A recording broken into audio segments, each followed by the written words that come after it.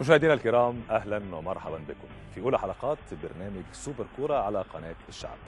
سوبر كورة هو برنامج امتداد لمجموعة برامج الحقيقة عملتها في السنوات الأخيرة. كان شعارنا هو فقط الحقيقة. الحقيقة في مصر دلوقتي بتوجع، ومن زمان بتوجع ولا تزال للأسف بتوجع. لسه في ناس متحكمين. إذا كنت هتكلم فقط في مجتمع الرياضة، احنا برنامجنا برنامج رياضي فقط ومختص أكثر بكرة القدم. الحقيقة لا تزال غائبة في هذا المجتمع، ولا يزال هناك كثير من الفاسدين يتحكمون في مقدرات كرة القدم المصرية بصفة خاصة والرياضة المصرية بشكل عام. مؤكد احنا في سوبر كورة هنكشف كثير من الحقائق، هنرصد كثير من الأخبار، هيكون عندنا فيتشرز، حكايات، مغامرات، زي ما عودناكم، تحقيقات، قضايا، لقاءات، تقارير. هيبقى عندنا كل يوم مجموعة ضخمة جدا من الأحداث سنتناولها في هذا البرنامج. جهد مميز للقناة وجهد مميز لطاقم العمل، وإن شاء الله سنظل دائما عند حسن ظن المشاهد. محبش أتكلم كتير خصوصا في موضوع الدقن، هتكلم فيه بعد شوية، لكن نطلع نتابع أهم ما سيأتي في حلقة اليوم.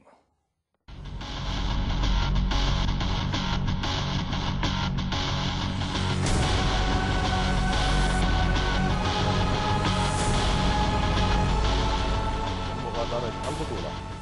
الأهلي يفرض الحصار على موقعة بنزرت وارتياح بعد شفاء نجيب، والبدر يقول احتمالات رحيلي عن الأهلي قائمة وانتظر تدعيم الفريق. لاعبو الإسماعيلي من الصعب أن نقع في الفخ مرتين، ودرس اتحاد العاصمة يمنحنا الصعود أمام أهلي شندي. اللاعب على كأس مصر بدأ. الشركة الراعية لاتحاد الكرة تطلب كأس مصر حصريا على قناتها الخاصة. وزير الدولة لشؤون الرياضة العمري فاروق يصدم وزراء الشباب والرياضة العرب ويوافق على الشركة الراعية لتهويد القدس. وبأمر فييرا شيكابالا ممنوع من ارتداء قميص الزمالك. سوبر حوار محمد صلاح وهاني العقب يتحدثان عن حظوظ الأندية المصرية في بطولتي إفريقيا. وسوبر قضية صدام الألتراس إلى أين؟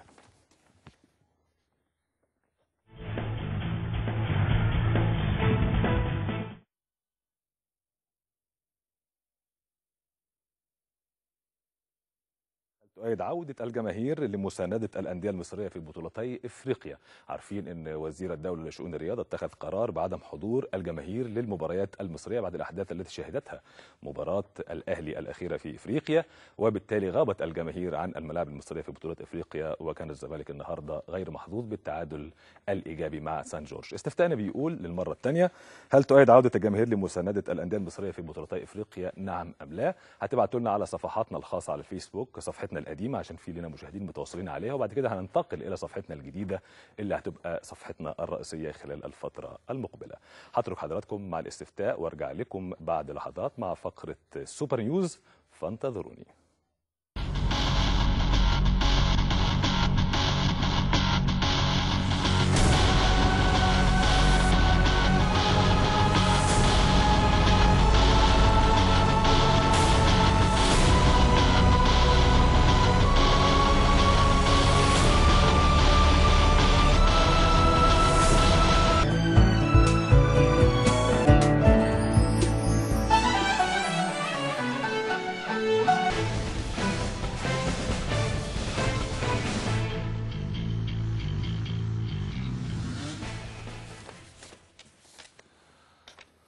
اهلا بكم من جديد مع فقره سوبر نيوز.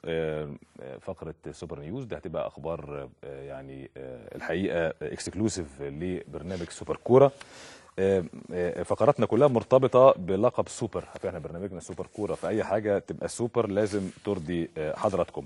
قبل ما اتكلم على الاخبار السوبر نيوز، خلينا نقول ان الزمالك النهارده تعادل مع سان جورج 1-1 في المباراة اللي أجريت اليوم على ملعب الدفاع الجوي. موقف صعب جدا هيلاقيه نادي الزمالك خلال مباراة العودة.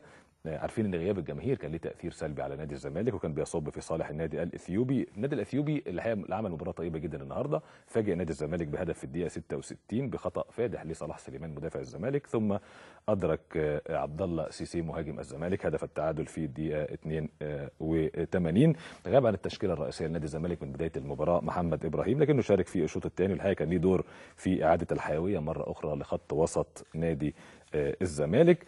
مع اشراك محمد ابراهيم زي ما قلنا عادت الحيويه، وادرك الزمالك التعادل لكنه اضاع اكثر من فرصه في الدقائق الاخيره لتصب النتيجه في صالح سان جورج التعادل الايجابي، لكن الزمالك لا يزال عنده فرصه. متذكرين ان الاهلي امام الترجي التونسي في السنه اللي فاتت في المباراه النهائيه تعادل هنا في القاهره 1-1، لكن استطاع ان يفوز بلقب البطوله ويفوز في قلب تونس في ملعب رادس لو تفتكروا 2-1.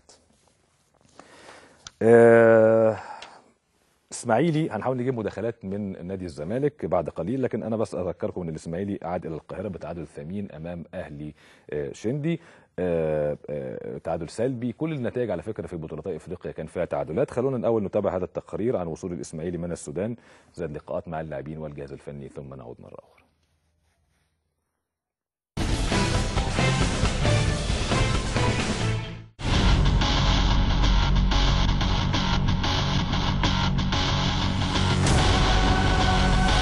وصلت ظهر اليوم بعثة نادي الإسماعيلي قادمة من السودان بعد خوض الفريق مباراته أمام الأهلي شندي والتي انتهت بالتعادل السلبي. الحمد لله يعني في الأجواء والظروف اللي احنا عشناها هناك، 3 ساعات من الخرطوم عشان نروح شندي، الفندق مش كويس، حاجات كتيرة كده، حرارة الجو برضو كان في حاجات كتيرة مؤثرة، لكن الحمد لله نتيجة نعتبرها زي ما بقول كده مرضية إن شاء الله. مهم بقى إن شاء الله يبقى في مباراة الحسم مباريات الاياب ان شاء الله يبقى فيها اصرار اكتر وفيها عزيمه ان شاء الله. الفتره الاخيره طلع بعض المواقع كتبت ان عمر جمال وكبار الفرق اللي ما خدوش مستحقاتهم عايزين يسيبوا الفريق ويمشوا، الكلام ده صحيح ولا لا؟ هو انت عارف كلام كتير، انت بتقول المواقع كتيره، يعني فمن هنا بيبقى في تناقل كتير للاحداث، بيبقى في حاجات ممكن انا اتكلم في مستحقاتي، اجي اتكلم مثلا في مكافئتي، كلام بسيط وموجود وبيحصل، لكن بيبقى في تضخيم للموضوع يعني وكده، لكن اللعيبه موجوده وبتلعب وملتزمه وما شاء الله عليهم يعني. كانت مباراة غاية في الصعوبة ونحن لعبنا بشكل جيد وحققنا التعادل. نحتاج التحضير المبكر لخوض مباراة العودة، ولا يجب الاستهانة لأنهم فريق ليس بالضعيف، فهم يمتلكون لاعبون على مستوى عالي، وبالتالي علينا الإعداد الجيد من أجل تحقيق الفوز. التعادل كان كويس وربنا يكرم ان شاء الله في القاهره ان شاء الله. حاسين ان انتوا حسمتوا الصعود؟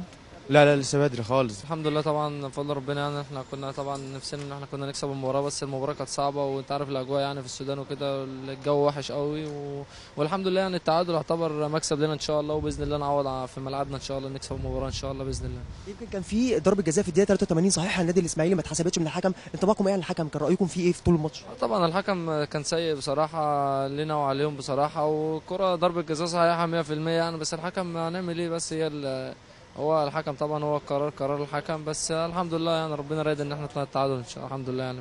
الاسماعيلي يضع قدما في دور ال16 لبطوله الكونفدراليه بعد تعادله السلبي مع الاهلي شندي في السودان. محمد عبد الحكيم لسوبر كوره.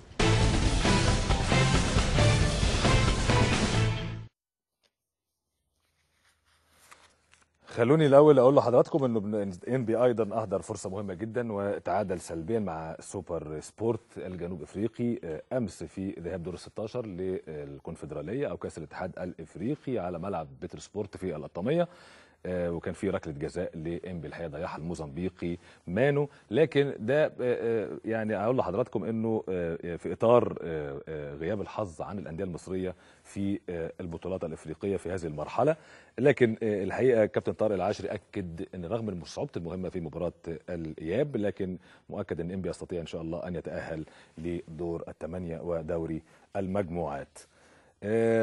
عايز اقول لحضراتكم بسرعه نتائج اللي حصلت، لان برضو كل نتائج قريبه جدا في البطولتين. الزمالك اتعادل 1-1 زي ما احنا عارفين مع سان جورج الاثيوبي. شبيبه بجايه الجزائري تعادل سلبيا على ارضه مع الترجي الرياضي التونسي. واورلاندو بيراتس الجنوب افريقي تعادل مع مازيمبي الكونغولي فاز على مازيمبي الكونغولي 2-1. يمكن ده الفوز الوحيد حتى الان في دوري ابطال افريقيا. المرحله هتستكمل غدا ان شاء الله، البنزرتي على ارضه التونسي مع النادي الاهلي، والقطن الكاميروني مع الملعب المالي، ونادي اليوبار الكونغولي مع الوفاق الرياضي السطيف الجزائري، وإنوجو رينجرز نيجيري مع فريق دو ليبولو الانجولي، والفتح الرباط المغربي مع سيو سبورت الايفواري. في الكونفدراليه ايضا انبي تعادل على ارضه مع سوبر سبورت يونايتد بطل جنوب افريقيا، والترجي والصفاقسي التونسي حقق فوز الى حد ما مقبول على الشياطين السوداء الكونغولي 3-1، واتحاد العاصمه الجزائري تعادل مع بيتام الجابوني 0-0، واهلي شندي السوداني تعادل ايضا مع الاسماعيلي 0-0، وازام يونايتد التنزاني تعادل على ارضه 0-0 مع الجيش الملكي. شوفوا حضرتك كل النتائج في المرحله حتى الان قريبه جدا. اسك ميموزا بطل ساحل العاج غدا هيلاقي ليديا بوروندي في الكونفدراليه، وكالا الانجولي مع النجم الرياضي التونسي النجم الرياضي الساحلي طبعا، وماباتو الموزمبيقي مع الوداد الرياضي المغربي. خلينا نروح نشوف النادي الاهلي. البعثه عارفين ان هي في بنزرت حاليا في تونس، وصلت بنزرت، انتقلت يعني من العاصمه تونس. كان في احداث هناك وسط حراسه امنيه مشدده جدا، كان في ازمه هناك، وعارفين ان الالتراس اعترض على قرارات الاتحاد الكروي التونسي بخصوص فريق بنزرت، لكن في النهايه في حراسه امنيه مشدده على بعثه النادي الاهلي اللي انتقلت الى بنزرت لملاقاه فريق البنزرتي التونسي غدا ان شاء الله في ذهاب دور 16 لدوري الابطال الافريقي. قبل ما نتابع التقرير عن تقديم هذه المباراه، خلونا ناخد اللواء مدحت بهجت عضو مجلس اداره نادي الزمالك يحدثنا عن نتيجه اليوم. مساء الخير يا فندم. اهلا كابتن محمد، ازي حضرتك؟ الله يخليك يا فندم. اهلا بيك يا فندم.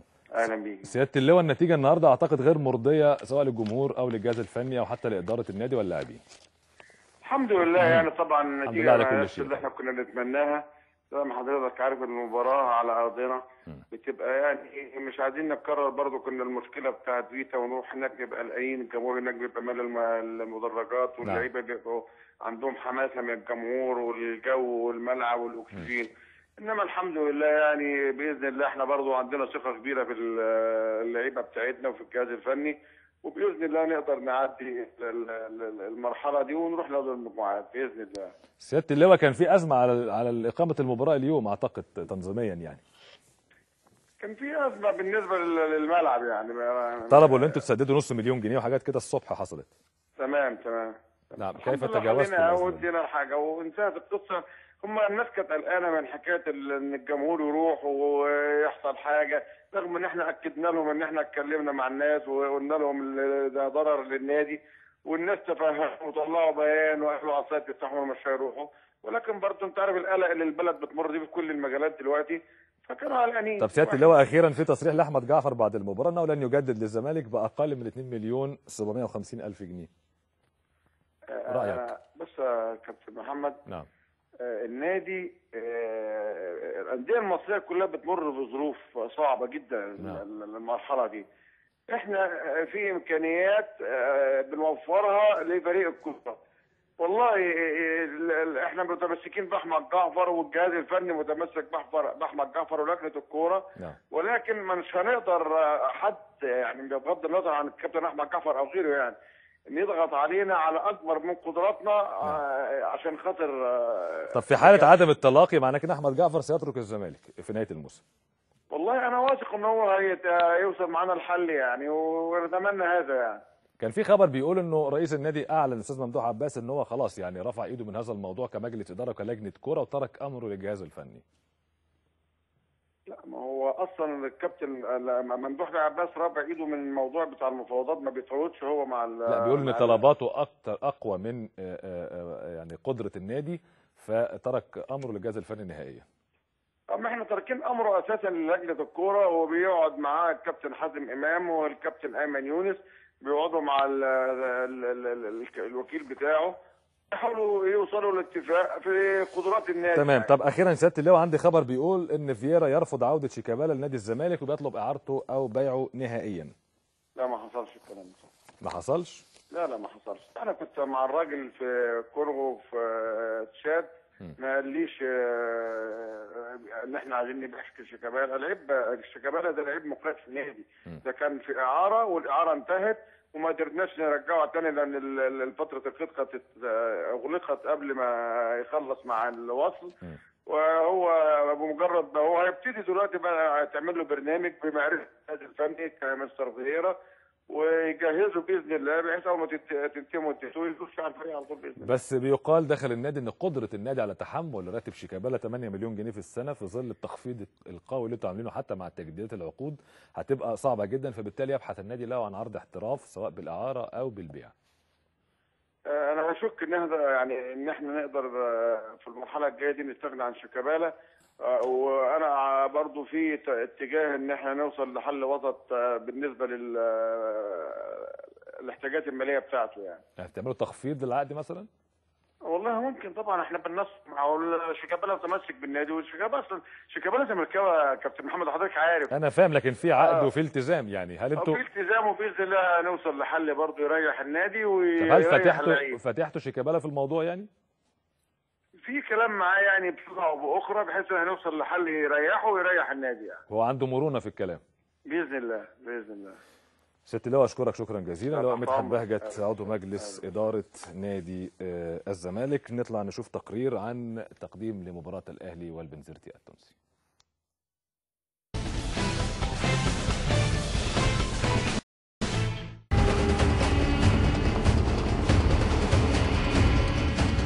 وسط أجواء عصيبة اعتادت عليها القلعة الحمراء في السنوات الأخيرة، يخوض النادي الأهلي مباراة الذهاب بدور ال16 لدوري أبطال أفريقيا أمام نادي البنزرتي التونسي على ملعب الأخير. ولم يجد الأهلي المدافع عن لقبه صعوبة في تجاوز الدور الأول، حيث تغلب على منافسه تذكر الكيني ذهابا وإيابا بمجموع 4 أهداف مقابل هدف في اللقاءين. بينما لم يختلف كثيرا مشوار البنزرتي المتألق محليا في السنوات الأخيرة، حيث تأهل رغم هزيمته بهدف إيابا أمام دينامو زهراري بفضل فوزه الكبير ذهابا بثلاثية نظيفة. وشهدت مدينة بنزرت أعمال عنف في الساعات الماضية من طرف جماهير البنزرتي، اعتراضا على أنباء تصعيد النادي الإفريقي بدلا من البنزرتي للمربع الذهبي للدوري التونسي، رغم تفوق البنزرتي بفارق الأهداف، وهو ما فجر الغضب في المدينة الساحلية التي اتهمت جماهيرها اتحاد الكرة التونسي بمجاملة نادي العاصمة على حساب فريقهم، لتصبح مواجهة الفريق أمام الأهلي بدوري أبطال أفريقيا مهددة بسبب تلويح إدارة النادي التونسي بتجميد النشاط الكروي تماما تارة، وبسبب الأوضاع الأمنية تارة أخرى، والتي تأرجح معها اللقاء ما بين استاد رادس في العاصمة التونسية واستاد 15 أكتوبر بمدينة بنزر، قبل الاستقرار على الأخير بحضور 1500 متفرج فقط، لتنشب أزمة أخرى بعد تهديد جماهير البنزرتي باقتحام ملعب المباراة، اعتراضا منهم على العدد المحدد للتواجد بمدرجات ملعب المباراة. أجواء ملتهبة ربما لن تؤثر على الفريق الأحمر الذي اعتاد مثل هذه الأجواء محليا وخارجيا في السنوات الأخيرة، والذي يبحث عن تأهل للمرة الرابعة على التوالي لدور المجموعات ببطولته المفضلة، والتي يحمل الرقم القياسي في عدد مرات التتويج بلقبها، وهو ما فعله الأهلي في 7 مناسبات كان آخرها بالموسم الماضي.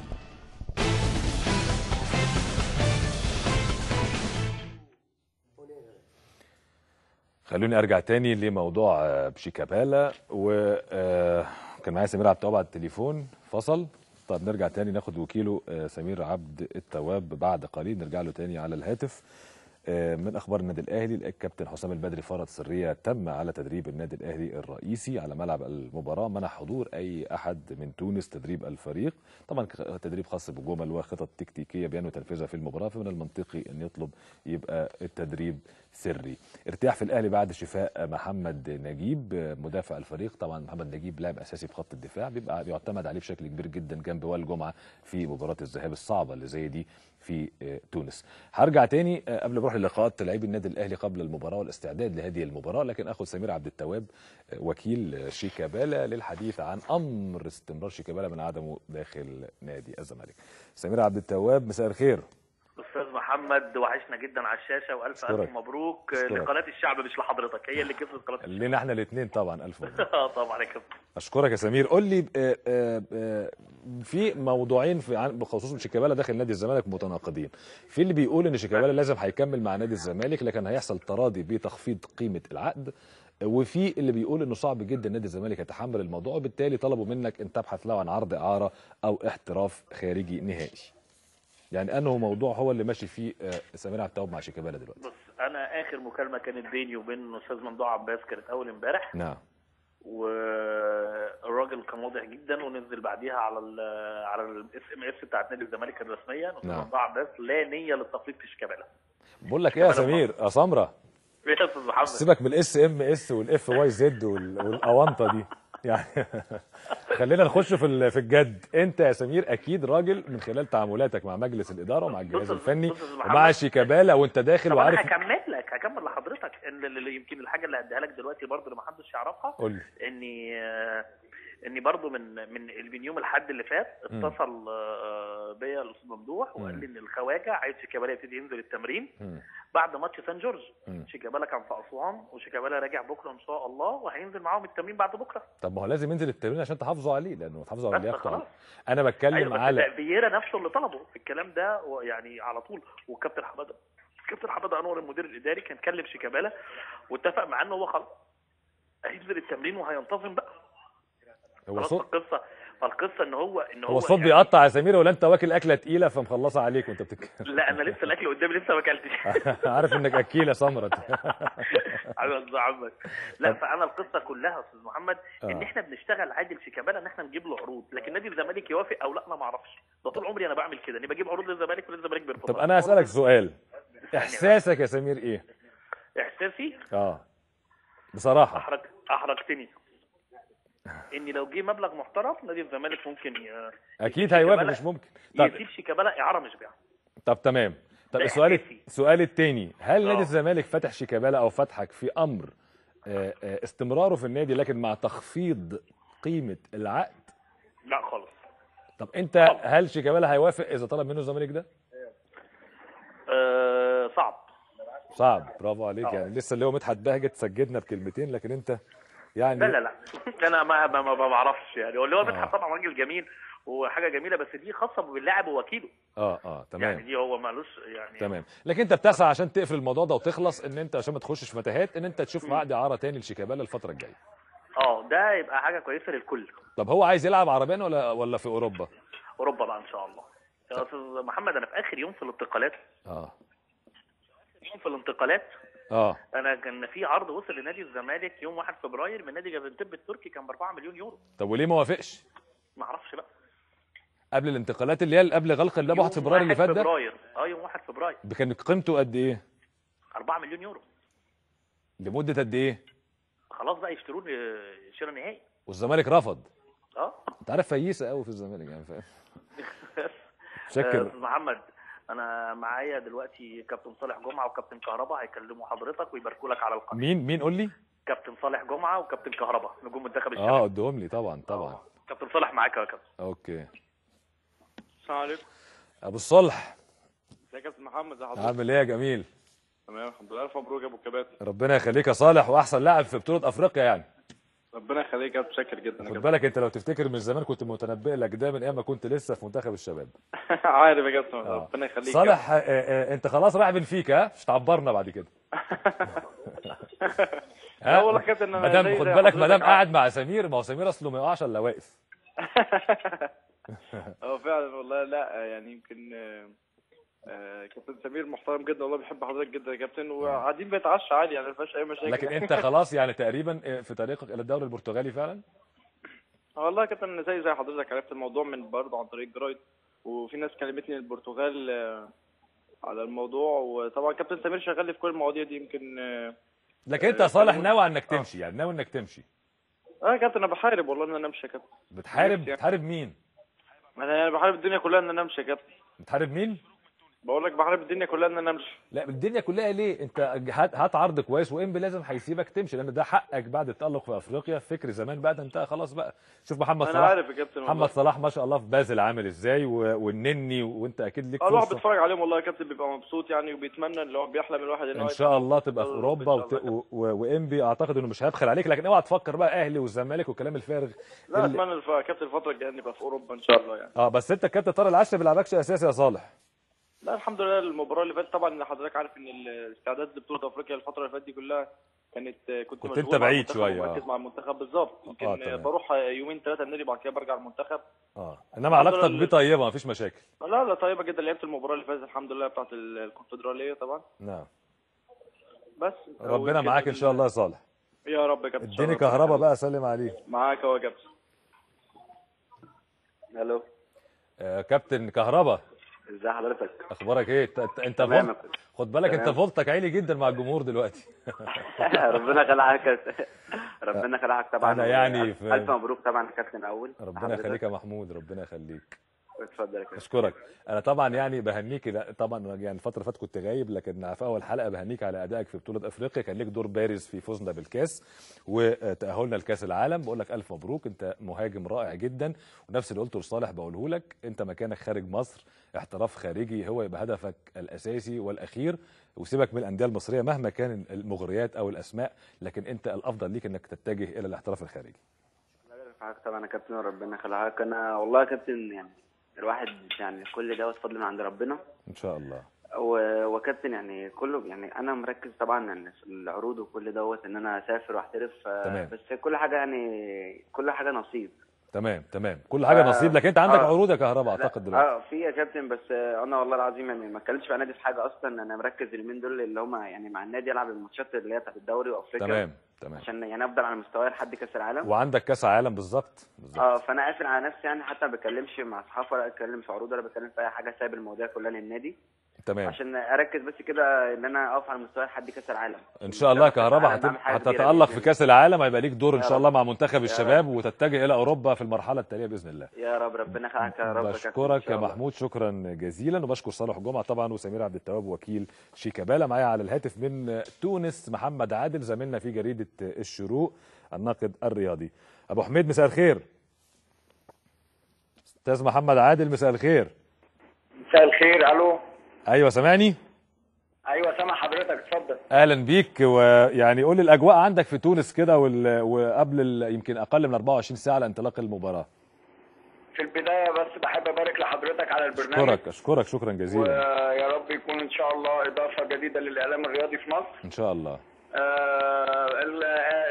الاوضاع هنا في تونس مبشره. الاجواء مثاليه. استقبلونا النهارده في بنزرت. نعم. بشكل مثالي. الجماهير حابه جدا تواجد النادي الاهلي. مسؤول النادي البنزرتي التونسي يعني استقبلونا على اعلى مستوى. افضل فندق اقامه في بنزرت احنا متواجدين فيه. تمام. الداخليه التونسيه من الفندق الاقامه بتاعنا في تونس لغايه فندق الاقامه في بنزرت. نعم. تامين على اعلى مستوى. طبعا وصلنا، رحنا الملعب قريب جدا من الفندق يعني، او الفندق هو اللي قريب جدا من الملعب. نعم. دخلنا الملعب اتمرنا. طبعا كابتن حسام البدري فضل ان هو يعمل التمرين مغلق عشان ما يدخلش مثلا اعلاميين تونسيين. مظبوط. وطبعا حضرتك عارف مظبوط، وده منطقي يعني. يحصل منطقي جدا. اي احتكاك اي حاجه. مظبوط. هو مش على الاحتكاك برضه يا استاذ محمد، هو عشان ما حدش برضه يقرا التشكيل او يقرا مثلا خطه اللعب. مطلوب طبعا. حد يقرا الماتش يعني منه، فهو فضل ده. وهو حتى يعني الاداريين. طب هل انت وصلت لملامح التشكيل يا ابو حميد؟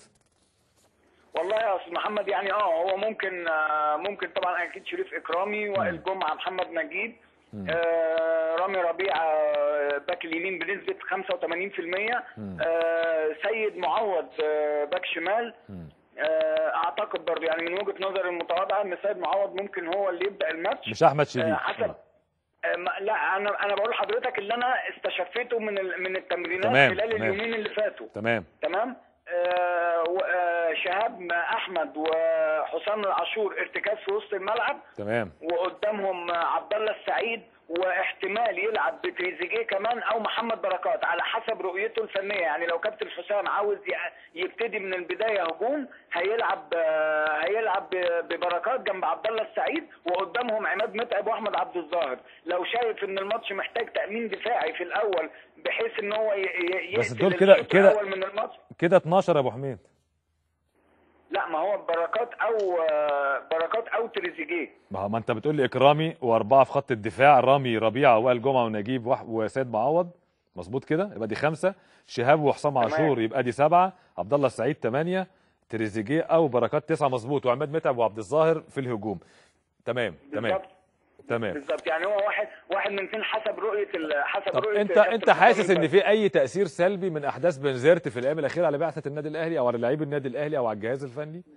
لا لا لا بالعكس، هو كابتن حسام البدري من واحنا حتى في القاهره من اخر تمرين لينا في ملعب في استاد مختار التتش، كابتن حسام كان بيجتمع مع اللعيبه وبيحاول بقدر الامكان ان هو يخرجهم من الاجواء، يقول لهم مالناش علاقه، ما فيش اي حاجه. حتى في تمرينه النهارده اخر حاجه قال لهم احنا يعني بعد ما شفنا ملعب بقى المباراه كده على الواقع، قال لهم احنا ان شاء الله نعمل نتيجه ايجابيه، ولكن هو التاثير هيبقى على النادي البنزرتي باعتباره يعيش فتره من افضل فتراته حاليا يعني. يعيش فتره من النشوه زي ما بنقول يا استاذ محمد. عنده لعيبه صغيرين في السن، متوسط اعمارهم صغير جدا، حتى رئيس النادي نفسه عمره 39 سنه الاستاذ مهدي بن عربيه. تمام. بيعيش حاله من النشوه الكرويه، عنده جمهور مسانده مسانده غير عاديه. يعني مش عاوز اقول لك هناك في بنزرت بيتعاملوا ان هم ولايه لوحدهم، بيشجعوا نادي البنزرتي قلبا وقالبا، وده ده داعم مهم ليهم جدا. الاحداث اللي حصلت دي قد تكون داعم ايجابي جدا لفريق البنزرتي، لانه هو بيحاول يتنفس الصعداء في البطوله الافريقيه، على طبعا بعد ما فشلت مساعيه في ان هو يصعد للدوري المحلي، المنافسه على الدوري المحلي. ففي رغبه عند اللاعبين كبيره جدا، اولا ان هم يعوضوا الاخفاق المحلي، ثانيا ان هم يعملوا نتيجه قدام حامل اللقب وبطل افريقيا، عشان طبعا عارفين ان العالم كله او ممكن نقول افريقيا كلها بتتفرج عليهم، ومعنى ان هم يعملوا نتيجه ايجابيه او يفوزوا ده هيصب في صالحهم طبعا.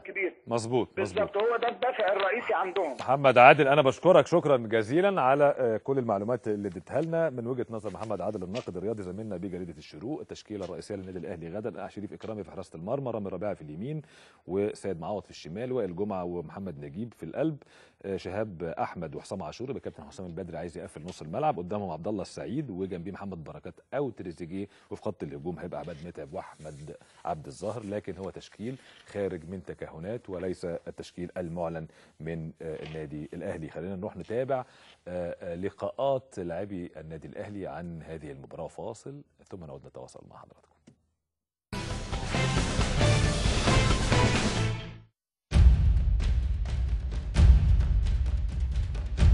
حالة من الجدية والحماس سيطرت على الاستعدادات الأخيرة لفريق الأهلي بالقاهرة قبل لقائه المقبل أمام فريق البنزرتي التونسي في إطار ذهاب دوري 16 بدوري أبطال أفريقيا.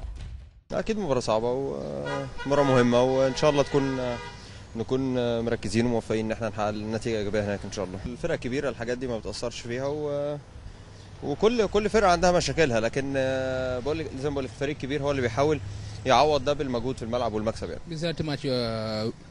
المباراة لن تكون سهلة بالتأكيد، لكنها ليست المرة الأولى التي نسافر بها إلى تونس، وبالتأكيد سنلعب هناك من أجل الفوز.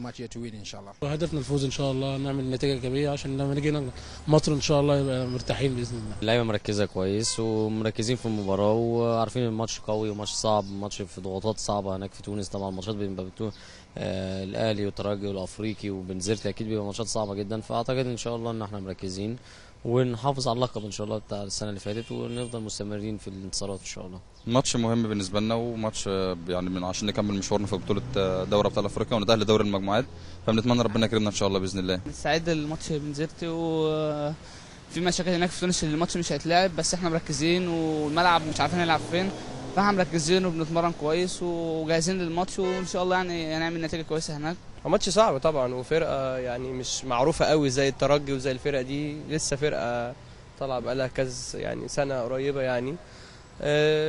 ماتش هيبقى صعب مش سهل، ان شاء الله نعمل اللي علينا ونسمع يعني ننفذ الكلام اللي اتطلب مننا من الجهاز الفني. الجهاز الفني بقاله يمكن اسبوع بيدرس الفرقه كويس وبيتفرج على ماتشات لها، وان شاء الله خير يعني باذن الله. مباراة صعبة على الأراضي التونسية، ولكنه المارد الأحمر القادر على قلب الموازين. من أمام النادي الأهلي، مهد ديب لسوبر كورة.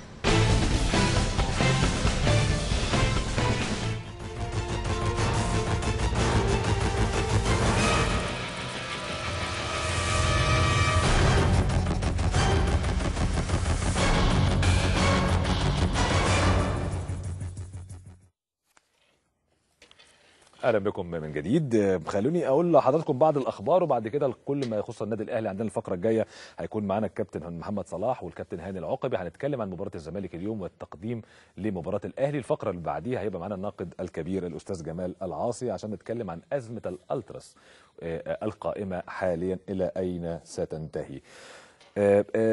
النهارده الشركه الراعيه اللي هي بتمتلك حقوق رعايه اتحاد الكره عمرو عفيفي تقدم بطلب على منح بث بطولة كأس مصر حصريا على قناته القاهرة والناس تعويضا على غياب النادي الأهلي الذي اعتذر عن المشاركة في البطولة. واستغل مالك الشركة الراعية علاقته بالكابتن حمادة المصري عضو مجلس إدارة الاتحاد من أجل إقناع أعضاء مجلس الإدارة بمنح حقوق البث البطولة حصريا في ظل الخسائر التي يتكبدها نظير عدم مشاركة الأهلي في البطولة. أنا مش فاهم يعني إيه حصريا ويعني إيه خسائر، يعني إيه علاقة الشركة الراعية بأن بث البطولة يبقى حصرية أو مش حصرية. دي قصة. القصة الثانية أن هو علاقته مع الكابتن حمادة المصري الحقيقة برضه هي علاقة شاذة قانونا وشاذة، مش شاذة بمفهومها طبعا الغير الاخلاقي لا سمح الله، لكن هي شاذة من الناحيه القانونيه واللوائحيه. كابتن حمادة المصري هو عضو مجلس اداره، عمرو عفيفي هو مالك الشركه الراعيه. لا يحق لاي عضو مجلس اداره لاي هيئه رياضيه طبقا للوائح ان ينتفع باي شركه تتعامل مع هذه الهيئه لغايه درجه القرابه الرابعه. يعني اخو الكابتن حماده حتى ما ينفعش ينتفع من عمرو عفيفي، خال الكابتن حماده، جوز خاله الكابتن حماده، عمه، ابن اخته، ممنوع. فما بالك الكابتن حماده نفسه اللي وقع عقد مع الشركه الراعيه عشان يطلع كمحلل في القاهره والناس اللي هي يشارك فيها عمرو عفيفي. طبعا دي مخالفه تستحق ان تذهب الى النائب العام. هيبقى عندنا جزء مهم في الحلقات المقبله لكشف كل اوجه الفساد اللي زي دي كلها. هو فساد غير مقبول على الاطلاق، وكابتن حماده المصري وشخصيه محترمه لا اعرف كيف يقع في هذا الامر، ولا يمكن ان يكون المال طريق لاقتحام اللوائح والقوانين في دوله مفترض بيقولوا انها دوله لم تعد دوله فساد، لكن يبدو انه في الرياضه وفي الكوره، وده هنكشفه في حلقات كتير الفتره الجايه عشان تتاكدوا ان لا يزال الفساد قائم. اقول لك اصل شبانه مربي ده انه متاخون. يعني دلوقتي الكلام اللي انا البرومو بيتذاع بتاعي الحقيقه قبل ما ابدا اول حلقه قال لك شبانه المتاخون على قناه الشعب على المواقع، وقال لك اصله اللي جاوز امي اقول له يا عمي. برضو يعني الحقيقه مش فاهم، انا والدي الحمد لله على قيد الحياه ربنا يديله الصحه والعمر، امي ما تنفعش تتجوز الحقيقه غير والدي يعني. الحاجه الثانيه ما هو حتى مركز على ده ان كمان خالد المخرج. فاللي عايز اقول لحضراتكم انه لوك يعني انا من حق اولا عمر ما تبقى الدقن صبه، وعمر ما تبقى الذقن اللي هي رمز ديني عندنا ورمز الرجوله عند الراجل بشكل عام تبقى صب. انا ربيت دقني وانا الفتره اللي ما كنتش فيها موجود على الهوا. الحقيقه كل اصدقائي وزمايلي قالوا لي شكلها حلو عليك، بتطلع كده تحس ان كان وشك في حاجه غلط واتظبطت شويه كلام من ده، فقررت اطلع بدقني. وده انا ما اعرفش برضو فكره الاخوان ايه علاقه قناه الشعب بالاخوان. انا برضو الحقيقه حتى الان مش عارف. انا وقعت مع قناه الشعب وما وقعتش مع اي مخلوق من الاخوان الحقيقه، ما شفتش اي حد من الاخوان في قناه الشعب. ربما يكون في شركاء انا ما اعرفش، لكن انا توقيعي مع المهندس محمد مراد هو راجل اعرف انه مش اخوان. لما جيت دخلت القناه ما شفتش حد اخوان، ومش صب على فكره ان يبقى في حد اخوان موجود، لان انا اشتغلت في القاهره والناس وصاحبها طارق النور هو الراجل اللي الراعي الرسمي لحملات احمد شفيق من ايام انتخابات الرئاسه. اعتبره فلول مثلا، ده شغل يعني في النهايه هو شغل اكثر لا يزيد عن كده، ده احتراف. قناه الحياه امتلكها سيد البدوي اللي هو رئيس حزب الوفد. هل اعتبر الراجل ده مثلا يبقى جبهه انقاذ؟ انا بشتغل عند جبهه الانقاذ. هل لو اشتغلت في صدى البلد ابو العينين اعتبره فلول مثلا ورجل اعمال وعليه قصص وحكايات وروايات عند النائب العام؟ في النهايه ده احتراف بالنسبه لنا احنا كمقدمين برامج. المهم ما انطق به على الهواء مباشره والحياد الذي انطق به على الهواء مباشره. فانا بقى على المواقع وشوف مين اللي بيتكلم كمان على الاخوان يعني على موقع الفجر الكابتن شوشو. يعني تخيلوا هو اللي بيتكلم. شوف بقى مين اللي بيتكلم على ان انا راجل بركب الموجه، يعني بطل العالم في ركوب الموجه بيتكلم عن ركوبي انا الموجه. يعني والراجل ده الحقيقه يعني اي انسان دايما يقول لك لو جه موج وطي، هو الوحيد اللي بيركب الموج. دي حاجه لطيفه جدا. هيبقى عندنا جولات وصولات خلال الفتره المقبله والحلقات المقبله. مش عايز ادوشكم كده من اول حلقه واخش شمال من اول حلقه. انا كل واحد بقابله وانا جاي يقول لك والنبي اهدى بس الفتره الجايه دي. طب عشان اكل عيشك. طب والنبي الناس رابطه اكل العيش بانك تسكت، الناس رابطه الرزق بالسكوت. الرزق بيد ربنا سبحانه وتعالى، ليس له علاقه بالسكوت او بالكلام. الرزق ده بتاع ربنا، وما عنديش مانع اقعد في البيت كتير. يعني انا مشيت من مودرن بازمه ضخمه جدا بسبب كشف فساد، ومشيت من القاهره والناس، وهقول الكلام ده الفتره الجايه بالمستندات بسبب قضيه فساد ضخمه. والشعب لما جيت الحقيقه الناس ما حدش خالص اتكلم معايا في سياسه البرنامج، والناس تركني بحريتي اتحدث، وبالتالي ان شاء الله يكون لسان الحق دائما هو في كرة القدم او في مجتمع كرة القدم هو لسان حال سوبر كورة. وزراء الشباب والرياضة العرب اتصدموا في العمري فاروق وزير الدولة لشؤون الرياضة اللي وافق على عقد اديداس. الراجل ده من ساعة ما جه وزارة الرياضة الحقيقة ما شاء الله عليه، يعني كأننا في 2009 مش في 2013. يعني سمير زاهر مترشح للاتحاد العربي عادي جدا، عادي جدا جدا جدا. اديداس ده انا عملت حمله ضخمه جدا لان الشركه دي اللي كانت بترعى ماراثون تهويد القدس، ووزراء الشباب والرياضه العرب اخذوا قرار بمقاطعه هذه الشركه نهائيا. ورغم كده العمري بصم، والحقيقه عماد البنان اللي كان قبل العمري فاروق كان رافض تماما هذا التوقيع، لكن العمري بصم لان الفلوس بتزغلل.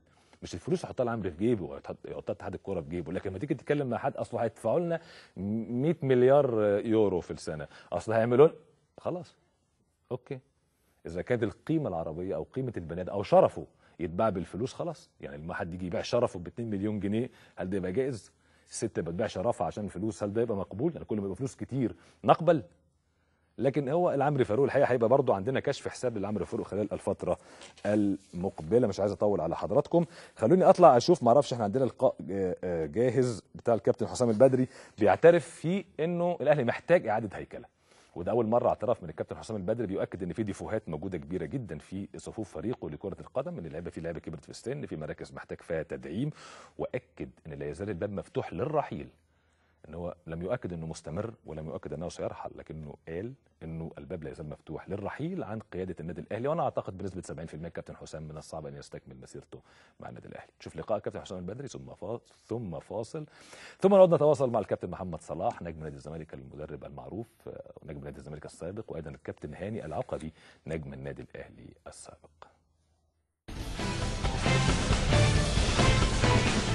يمكن كابتن حسام البدري في عروض كتير جايه له، الاهلي الليبي، ايه صحه العروض؟ لا في عروض، لكن انا دلوقتي الموضوع كتر طبعا الكلام فيه جدا، اراء الاعلام كترت فيه جدا، الموضوع كله ان انا اتعرض عليا عرض من اهلي الليبي. قفلت الموضوع خالص دلوقتي وبقفله خالص. عندي ماتش بفكر فيه وماتشات بفكر فيها في الفتره الحاليه، وباكد تاني زي الاجتهادات الكتيره اللي صدرت في بعض وسائل الاعلام ان انا مضيت. طبعا الكلام ده مش مظبوط، لان لو كنت مضيت كنت اعلنت الكلام دوت. يعني يمكن حضرتك كنت رابط ان انت يعني مش هتكمل في الاهلي غير لما يتم فيه صفقات قويه.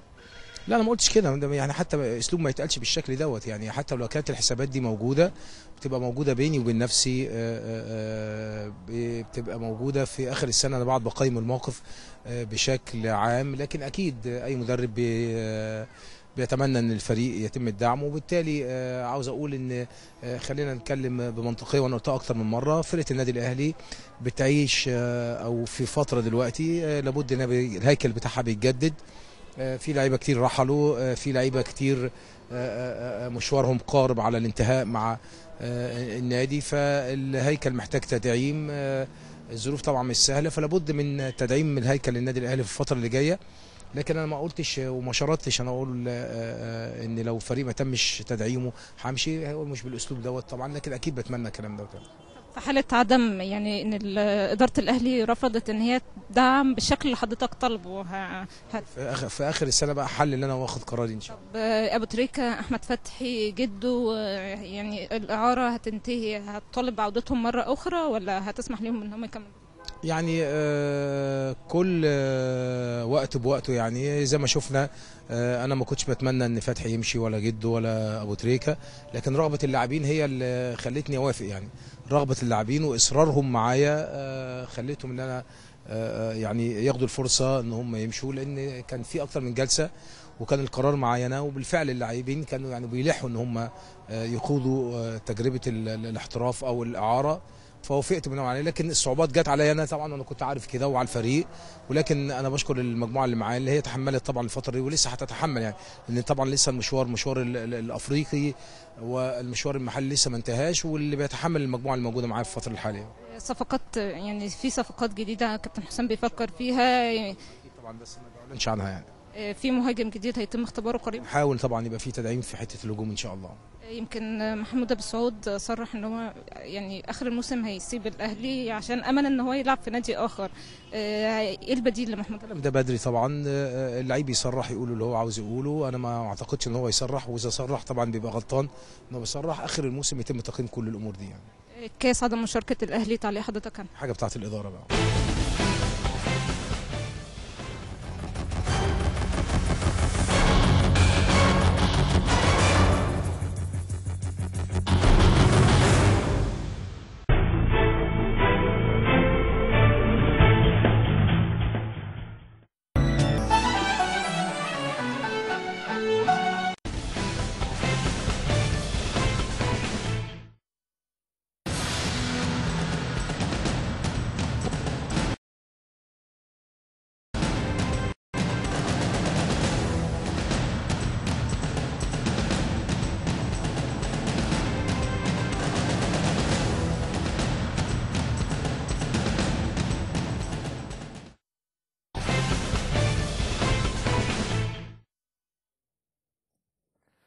أهلا بكم من جديد مع فقرتنا الحوارية في حلقة اليوم. بيسعدني أن يكون أول ضيف في أول حلقة، أول ضيفين في أول حلقة، كابتن محمد صلاح نجم نادي الزمالك ومدربه السابق. أهلا بيك كابتن محمد. أهلا بيك كابتن. منورنا كابتن. مبروك ودايما كده في الاتصالات إن شاء الله. أشكرك. وعايزين فقرة سوبر بقى، احنا سوبر كورة البرنامج، فعايزين حاجة سوبر إن شاء الله. كما يسعدني أيضا ويشرفني أن يكون ضيفي أيضا الكابتن هاني العقبي، لاعب نادي الأهلي السابق ونجم النادي الأهلي السابق أيضا، والمدرب السابق بنادي بتروجيت. أهلا بيك كابتن هاني. اهلا بيك استاذ محمد، سعيد جدا بوجودي معاك النهارده، وببارك لك على البرنامج وان شاء الله موفق دايما كالعاده ان شاء الله. وسعادتي اكبر بوجودي مع مدربي كابتن محمد صلاح. مرنك كابتن محمد ولا مدربك على اعتبار اقدميه؟ لا مدربي فعلا كان بيمرني في فريق جولدي، وشرف ليا ان انا ابقى قاعد معاه او قاعد جنبه يعني، لان انا هو مثل اعلى. جولدي دي اول ما طلعت كانت خرجت الزمالك من الكاس اعتقد، لو تفتكر. في اسكندريه. فاكر ضربات الجزاء. كنت انت وقتها مدرب يا كابتن؟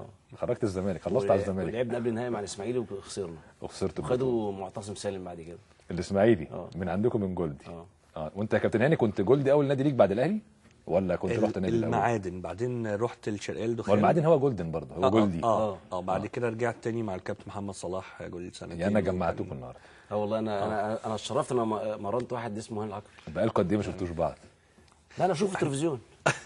لا بس على اتصال والله، انا حتى كنت بتصل بيه وهو في السعوديه على طول، بسلم عليه وببارك له. كابتن محمد جميل الحقيقه. كابتن هاني اخلاق يا استاذ محمد، مش لعيب بس. تمام. اخلاق طيب. غير عاديه. النهارده كان في مباراه للزمالك، او خلينا نتكلم عن بطولتين افريقيا بشكل عام. النتائج: الاسماعيلي تعادل مع اهلي شندي، انبي تعادل ايضا مع بطل جنوب افريقيا، الزمالك تعادل النهارده 1-1 مع سان جورج الاثيوبي، وكأن في فرة تعادل.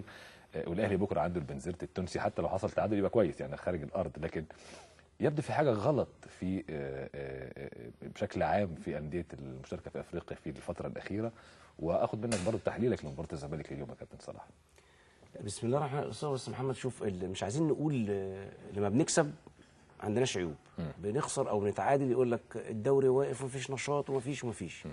لا، نقدر نقول ان الاسماعيلي وانبي عملوا نتيجه كويسه. انبي تعادل هنا برضه، لا مش كويس، انبي تعادل 0-0 على ارضه. بس لما تيجي تقول كعهد جديد لانبي ماشي كويس. المشكله النهارده الزمالك اداء سيء جدا، جميع اللعيبه بلا استثناء ما فيهمش نجم. يمكن برضك عشان ندي الناس حقها، عبد الواحد لما نقول عبد الواحد شال جونين انقذ اكتر من هجمه او اكتر من جول يعني. وانت في القاهره يبقى في خطا. يمكن ما سبق المباراه من تصريحات لرئيس النادي استاذ ممدوح عباس لبعض اللعيبه او على بعض اللعيبه اثرت بالسلب. التغييرات هنحل، بس احنا بنقول يعني بعض النقاط. التغييرات متاخره شويه، لان التغييرات كانت في صالح الزمالك بس الوقت ما اسعفش. دايما وابدا الزمالك عنده خطا قلبيه الدفاع. فكل ده مش عايزين نقول، احنا دايما كنا بنمدح في المدرب، مش عايزين نقول النهارده خطا منه، لكن خطا في التدريب احنا لا نعلمه. لكن لما يكون عندك خطا متكرر باستمرار يبقى ما فيش تصحيح عيوب او اخطاء. طب هل النتائج، انت شايف الفتره اللي فاتت نتائج نادي الزمالك كانت بتخفي هذه الاخطاء عن الجهاز الفني يعني، او بتخليه يعني ما يركزش فيها بشكل كبير؟ زي ما حضرتك بتقول، دايما وابدا الفرقه اللي بتكسب ما عندهاش اخطاء. انت بتعيش في نشوه وفرحه، الا لما يكون عندك ناس فعلا محترفه كسبت بس في بعض الاخطاء لازم تعالج الماتش الثاني. تمام. طب كابتن هاني، يعني سان جورج مش من الاسماء اللامعه في الكره الافريقيه، واثيوبيا مش من الدول المتقدمه كرويا، ورغم كده شفنا اداء كويس من فريق سان جورج النهارده، مقفل الملعب كويس جدا، سرعات كويسه جدا، ضغط على لاعبي نادي الزمالك. تفسيرك ايه ان الزمالك حتى في افريقيا المباراه اللي فاتت، الدور اللي فات برضه تاهل بصعوبه، هذا الدور متعثر من المباراه الاولى، انت تفسيرك ايه رغم ان الزمالك مسيطر يمكن في الدوري الممتاز وافضل نتائج وافضل عروض، عكس ما بنشوف الزمالك في بطوله افريقيا، ايه تفسيرك؟ اولا خلينا بس نبقى مقتنعين ان بطوله الدوري العام مجموعه نادي الزمالك هي اضعف من مجموعه النادي الاهلي بكتير جدا. المستوى الفني فيها ضعيف جدا وقليل جدا. الاسماعيلي والزمالك سابقين كل الفرق ومتاهلين، بس شفنا حتى الزمالك كسب الاسماعيلي 2 وكان مسيطر لان تماما نادي على الاسماعيلي كان بيلعب المباراه وهو تقريبا مش قادر يلعب المباراه، كان بيلعب المباراه بالعافيه، لان نادي الاسماعيلي دبس نفسه في بطولتين غير بطوله الدوري وما عندوش اللعيبه الزياده اللي هي يقدر يلعب بيها. يعني انت بتفسر تالق الزمالك بس لضعف الفرق؟ يعني مش شايف ان في جديد في اداء الزمالك؟ لا، في توليفه جديده عاملها بييرا؟ بس الفرق اللي لعبها ما هياش على نفس القوه بتاعه الفرق الافريقيه. يعني اول ما لاعب فيتا كلوب بدا تظهر المشاكل. كانت المباراه صعبه جدا على نادي الزمالك في اسكندريه، وكانت اصعب عليه في ملعب فيتا كلوب لولا تالق عبد الواحد والمدافعين. كان نادي الزمالك كان ممكن يخرج نفس تالق عبد الواحد النهارده برضه بالظبط. لكن النهارده انا كنت مختلف مع الناس وكنت بقول يا جماعه فرقه اثيوبيا فرقه كويسه، فرقه فيها 7 من المنتخب، والفرقه اثيوبيا بدات ترجع تاني. الزمالك فيه من منتخب مصر انا معاك، وفرق شاسع بين منتخب مصر ومنتخب اثيوبيا. يعني كويس. ليس ان في 7 من المنتخب مش معناه انه يتعادل مع الزمالك على ارضه كان متقدم كمان 1-0. معناها ان فرقه كويسه، ان انا لازم لا يستهان بيها تقصد. مش هتكلم على اثيوبيا بتاعت زمان اللي انا كنت بكسبهم 4 و5 و6 وبعد كده الناس بترجع، لا الوضع هيبقى مختلف، لان الفرقه اولا عندها سرعات، عندها مدرب كمان المفروض ان كان لازم نهتم بيه بشكل كويس، لان راجل مرن في مصر فعاش اللعيبه المصريه وفاهمها وعارف الاجواء المصريه. اللعيبه دي الجو بيفرق جدا معاها. عنده ما فيش اكسجين، عندك الجو بتاعك كويس جدا، عندك الملاعب ممهده بشكل كويس جدا، فبتزود كل ده من ادائهم. فالنهارده انا ما كنتش، بالعكس انا كنت مقتنع ان فرقه سان جورج النهارده هتعمل حاجه يعني كويسه. ما اتصدمتش من النتيجه؟ لا ما اتصدمتش. كنت متوقع النتيجه مش تبقى عاليه؟ كنت اتمنى النتيجه تبقى غير كده، لكن انا شايف ان لا، ده النتيجه بالنسبه لسير المباراه طبيعيه ظلمه منطقيه. يعني كابتن صلاح، انت صعوبه طبعا في مباراه العوده، ولا شايف الزمالك بخبراته يقدر؟ بالعكس محمد، يعني المره اللي فاتت قلنا فيتا كلوب ان الزمالك، يمكن انا قلت اسوأ نتيجه يعملها الزمالك التعادل. ما هو احنا المعدن بيبان في المواقف الصعبه، لكن ليه انا صعب الامور على نفسي؟ هو اقول لحضرتك حاجه، هو طالما ان في 11 لعيب مش كويسين، لا مش كويسين، حالتهم مش كويسه، او 10 باستثناء عبد الواحد، يبقى ما تمش اعداد اللعيبه الاعداد النفسي للمباراه. يا اما انا تساهلت وبينت اللعيبه، انت عارف اللعيبه بتاخد بوش المدرب، تمام، ان انت الامور سهله عندك، مفيش خوف، جاي من فرقه المفروض ان هي قويه جدا في ده كلوب ده، وكسبت هنا بالعافيه وتعادلت هناك، كان في روح. تمام. النهارده مفيش روح، مفيش جمل تكتيكيه، مفيش ابداع فردي. طبعا يتمثل في محمد ابراهيم او احمد حسن، الاثنين ما لعبوش. اللعيبه اللي حضرتك شفت الماتش نازلين بتراخي، لدرجه انت لو جيت عملت احصائيه، اسوأ شوط لعب نادي الزمالك الشوط الاول واخطاء في التمرير هو الشوط الاولاني. مظبوط. قلنا كالعاده ان ده حصل مع فيتا كلوب ومع المقاولين، الشوط الاولاني وحش، الشوط الثاني كويس. لا النادي الزمالك ما لعبش كويس الا لما الجون دخل فيه. طب انا اقول لك، طب ليه الاداء كده؟ يعني الزمالك اذا كنا نتكلم عن اداؤه في مباريات افريقيا، خبرات لعيبه الزمالك معروفه في افريقيا، فتح الله، صلاح سليمان حتى من ايام ما كان صغير في منتخب الشباب، محمد عبد الشافي، الفرقه كلها دوليه، الفرقه كلها دوليه، محمد ابراهيم صلاح، نور السيد حتى في منتخب مصر، عمر جابر، احمد جعفر، يعني الفرقه بشكل عام دوليه. فازاي يقعوا في هذا الخطا؟ لا حضرتك دلوقتي الكوره حضرتك بتحمل المدرب دلوقتي. لا مش بنحمل، ما برضك ما خلي بالك، بس في ناس تقول لك ايه، سمعتها كتير قوي النهارده، المدرب ما ذاكرش الفرقه كويس. طب انا ذاكرت واديت لهاني وهاني مش قادر يعمل. بس انا برضو اللي باهل هاني انه يعمل. ماشي، انا بقول لحضرتك ما تاهلناش نفسيا اللعيبه، ان الفرقه دي كويسه، اثيوبيا الاول على مجموعتها في تصفيات كاس العالم. تاهيل نفسي برضو عشان الناس تبقى فاهمه، يعني قبل مباراه زي دي اهميه المباراه اعمل ايه مع اللعيبه؟ انا هفهمه ازاي التاهيل النفسي، اعمل لهم ايه يعني؟ عندك تاخد خط كل الخطوط لوحديها، الجبهات لوحديها، ازاي هتعامل مع المباراه، الفرقه دي فيها مين كويس، فيها مين وحش، ذاكرها كويس جدا، ههاجم منين، هدافع منين، افرجهم عليها طبعا اكتر من لازم اقسم المباراه ل3 أو 4 مراحل. الربع ساعه الاولانيه لازم اعمل ايه، هضغط ولا اجيب جول، وده اللي حصل. احنا ما كناش متوقعين ان فيتا كلوب هيلعب بيضغط على نادي الزمالك الشوط الاولاني، فضغطوا ووصلوا وضيعوا، ده جول. المره دي برضك حصل في ضغط بس بسيط، بس الناس بتلعبها ببرود، لان زي ما هاني قال انت جاي يا استاذ محمد من فوق لتحت، فلياقتك عاليه جدا، بالعكس الزمالك لما يروح هيتعب اللي فوق سطح الارض مش عارف بكام. مظبوط هي دي اكسجين قليل. فانا نازل من غرفه الملابس وانا حاطط في دماغي سهوله المباراه. يبقى انا ما احترمتش النتيجه دي. انت شايف ان المهمه هتبقى صعبه، لكن الزمالك بخبراته يقدر يتجاوز، لكن احنا صعبناها على وروحه مفيش خبرات. الكوره ما فيهاش خبرات دلوقتي. في لا فيها كابتن خبرات. ما انا اقول لحضرتك الاول كويس تقفل الملعب تقدر ده لما اجيب جون، لكن انا هجيب الجون ازاي؟ انت لازم تجيب جول، انت في النهايه لازم تجيب جول. في الاول لازم اجيب جول وما يخشش فيه الجول، لان هيقول ايه؟ اولا 1-1 دي اصعب حاجه. 0-0 انت خسران، 1-1 دخلت في ضربات جزاء. امتى مين هجيب جول الاول ولا هم اللي يجيبوا؟ ضغط الحماس والجماهير غير هنا. الخبره هنا تحتم عليك.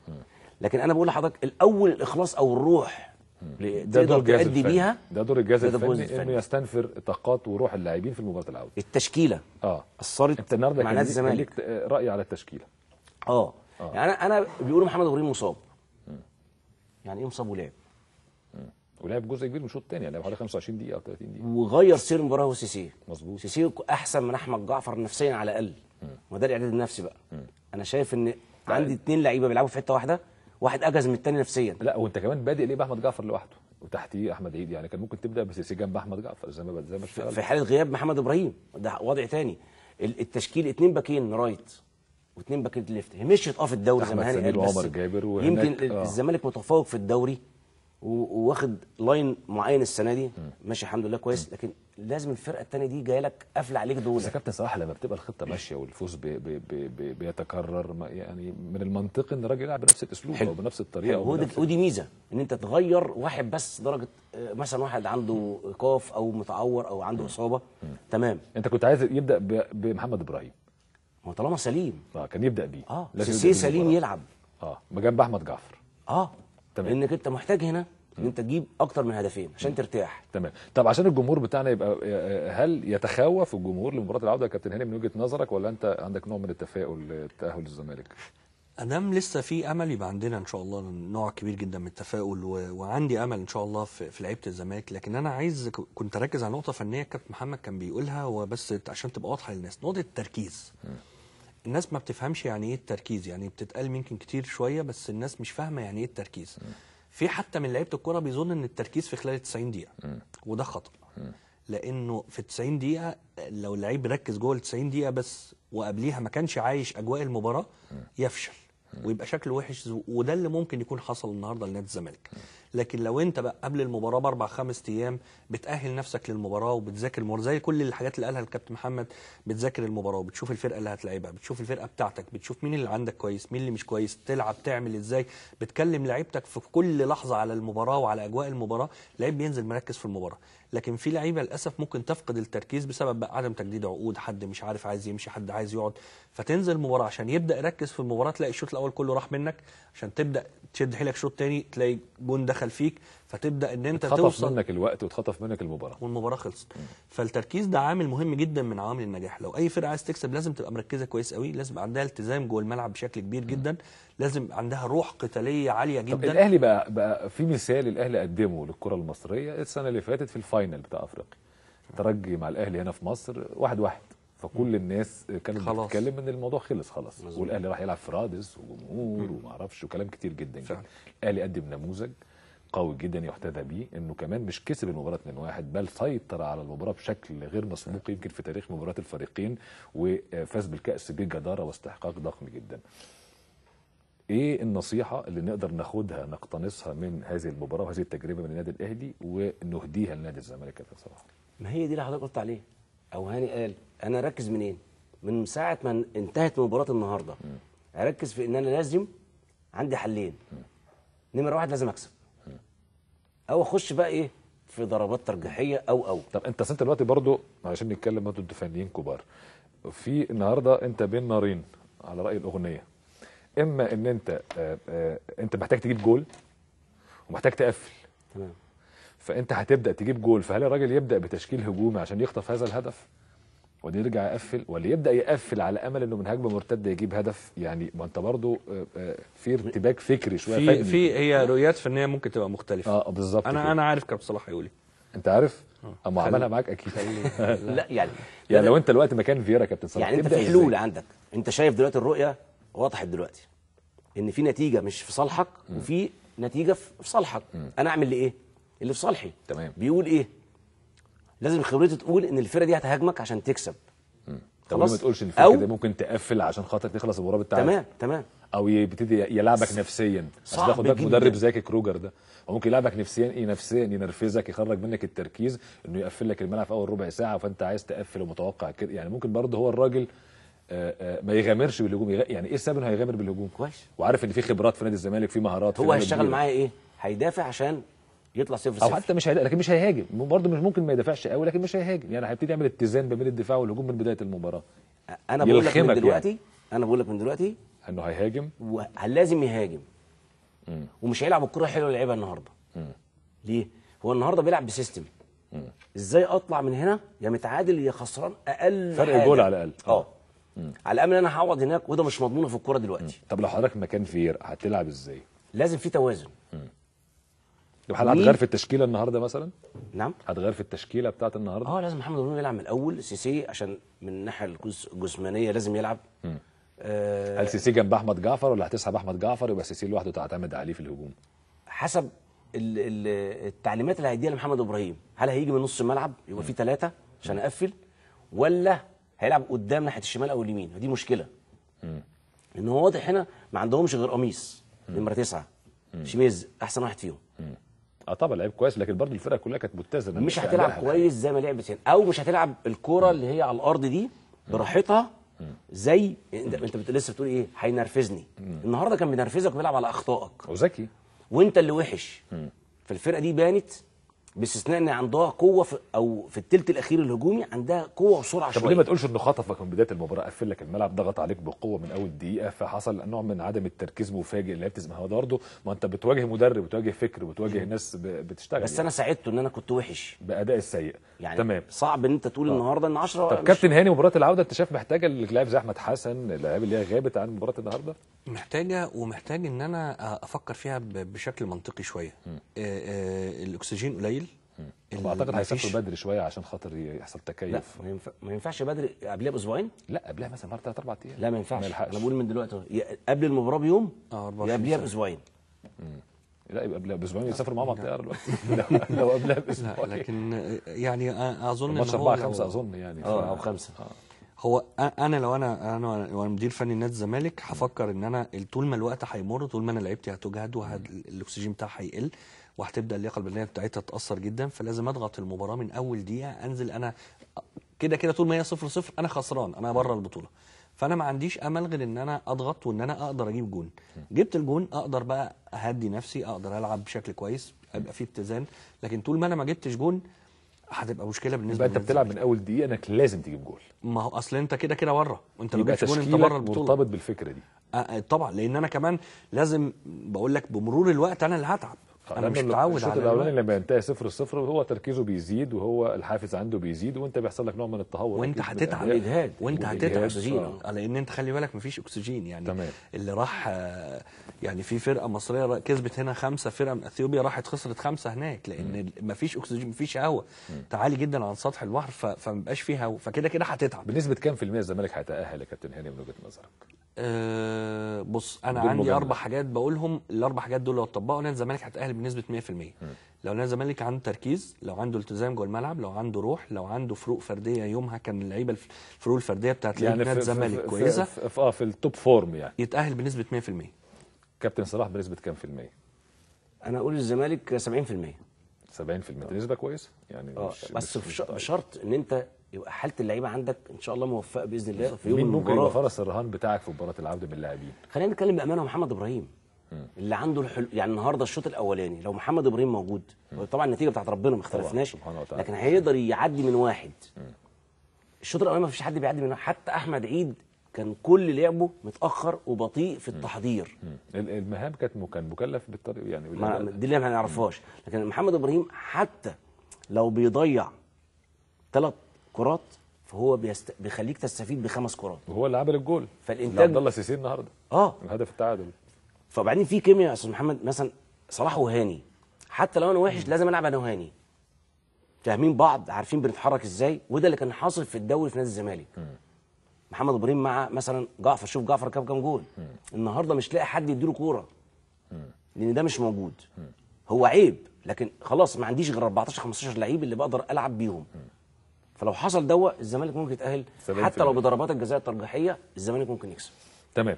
كابتن هاني، نخش على مباراه الاهلي. عايز اعرف منك يعني انت شايف المباراه هتبقى صعبه على النادي الاهلي، ولا النادي الاهلي خلاص تكيف على مثل هذه المباريات في السنوات الاخيره؟ اجواء المباراه صعبه، لكن المباراه جوه الملعب ممكن تبقى سهله لو النادي الاهلي قدر ان هو يسهلها عليه وان هو يقدر يحسمها من بدري.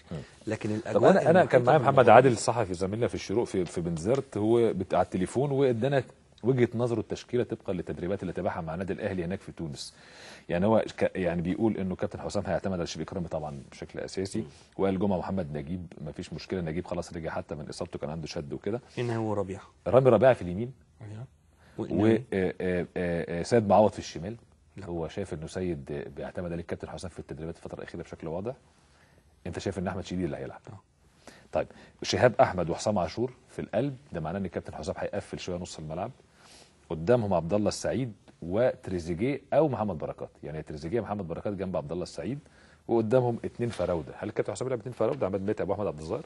لا، ما اظنش ان هو ده التشكيل انتوا الاثنين بتعملوا في وقت واحد كده.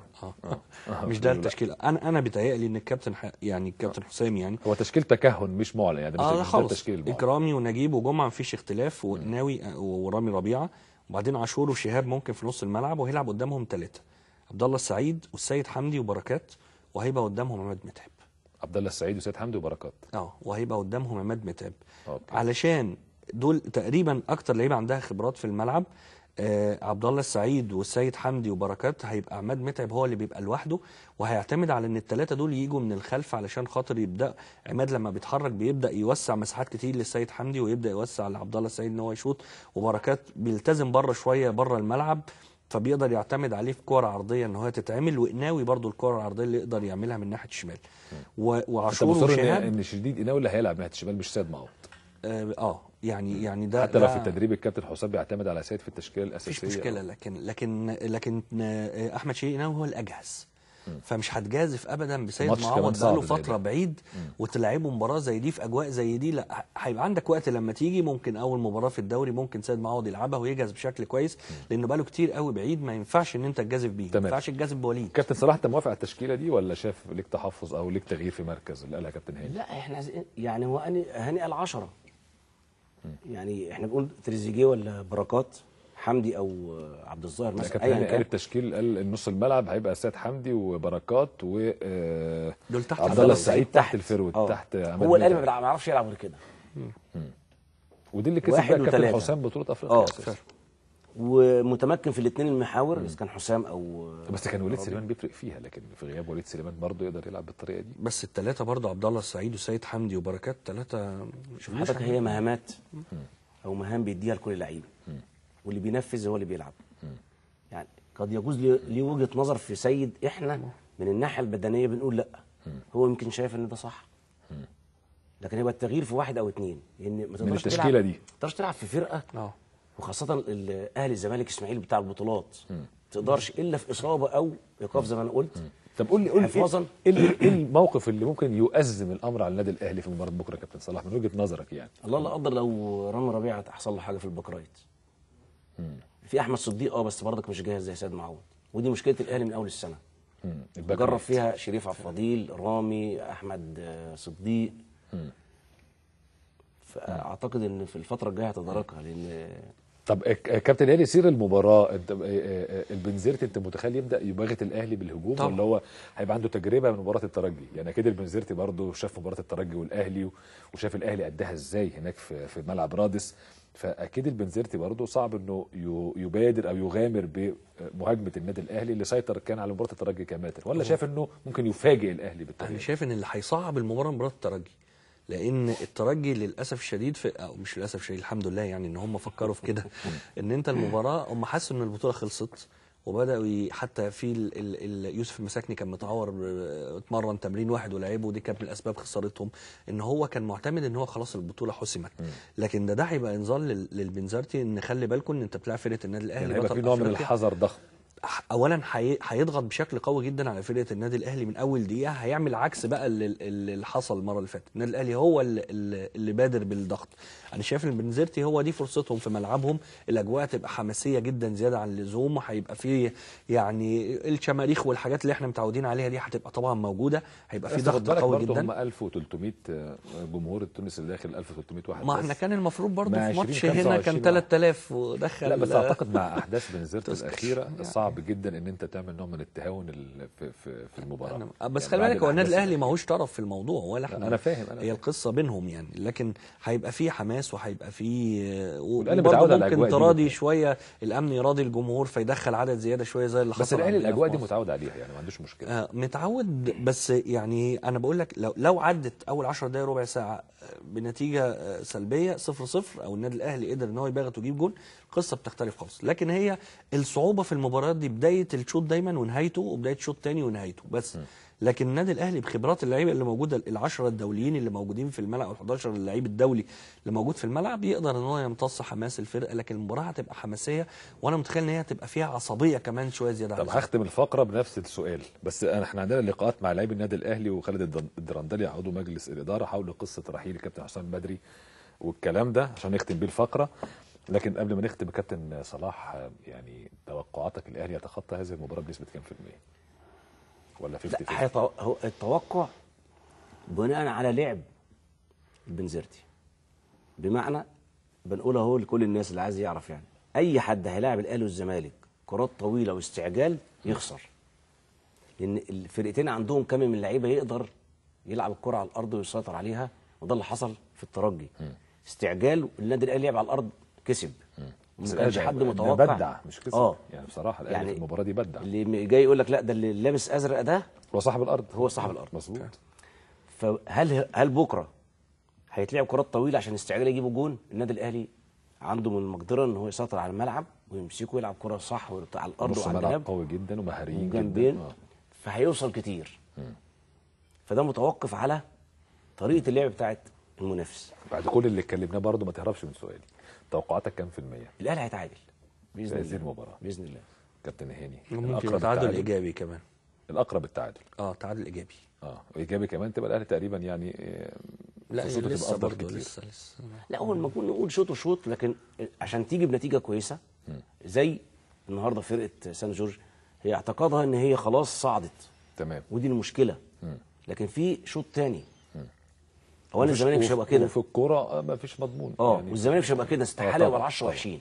طبعا، وانت هتلعب بطريقه غير اللي هيلعب بيها، والعكس هيحصل. الامور هتختلف هنا بقى، زي ما انت حضرتك بتقول، الخبره هي اللي ترجح كفتي ولا لا. تمام.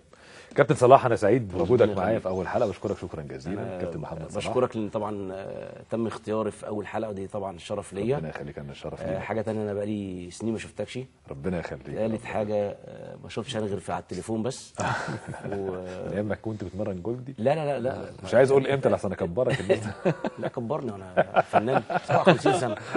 ربنا يديك الصحه، ودايما يا رب في انت شكلك اصغر مني. ربنا يخليك يا استاذ محمد، انت استاذنا الكبير. ربنا يخليك كابتن صلاح، ودايما يا رب في انتصارات كده، وفي ربنا يبارك فيك كابتن صلاح. بشكرك شكرا جزيلا. كما اشكر كابتن هاني العقل، بشكرك شكرا جزيلا كابتن هاني. اشكرك واتمنى لك التوفيق دايما، وربنا يعينك على قول الحق. ربنا يخليك. اشكرك كابتن هاني. عندنا لقاءات مع لاعبي النادي الاهلي حول قصه رحيل الكابتن حسام البدري، وهو اللي هو فاجئنا انه ما قفلش الباب، يعني قال ان لا يزال الباب مفتوح ان انا امشي بالنادي الاهلي، ودي اشتراطات معينه اذا ما اتنفذتش، واعترف بها الكابتن حسام معانا من شويه. شفنا اللقاء بتاعه، فنشوف ردود لاعبي النادي الاهلي، وايضا خالد الدرندلي عضو مجلس الاداره. ثم فاصل، ثم نعود نتواصل مع القضيه بتاعتنا النهارده مع الاستاذ جمال العاصي عن الالتراس، والى اين ستنتهي هذه الازمه.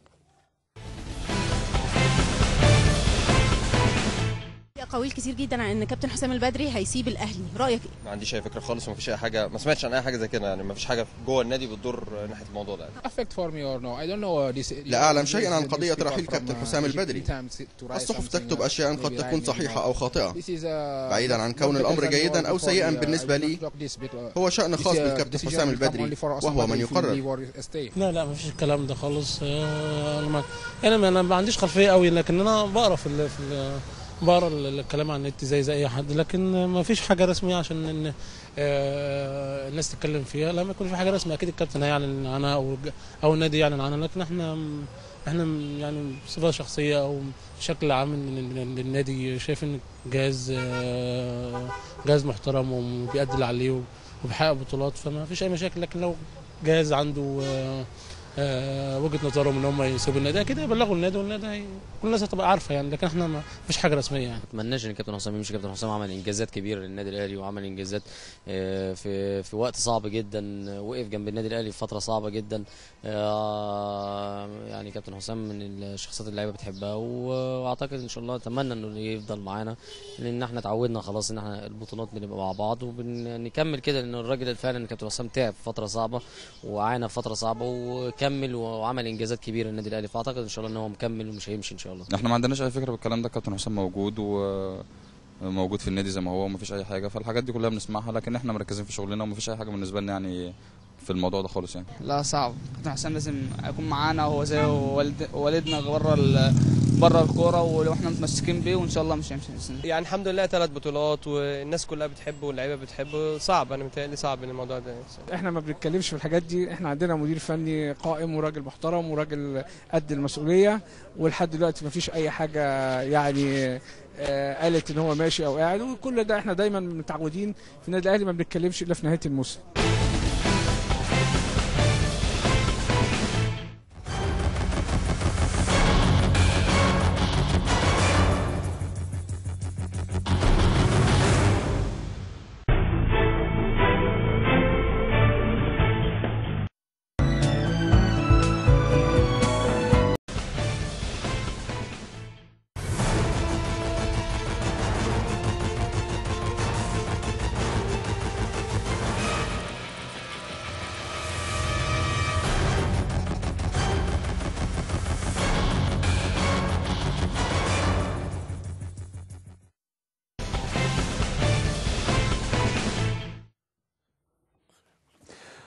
اهلا بكم من جديد مع فقرتنا الاخيره في حلقه اليوم. قضيه مهمه جدا رغم اغلاق ملف قضيه مجزره بورسعيد مؤخرا بصدور احكام القضاء فيها ما بين اعدام وسجن مشدد وبراءه ايضا، الا ان ملف الالتراس في مصر لا يزال مفتوح ولا يزال يتصدر المشهد في الساحه الكرويه.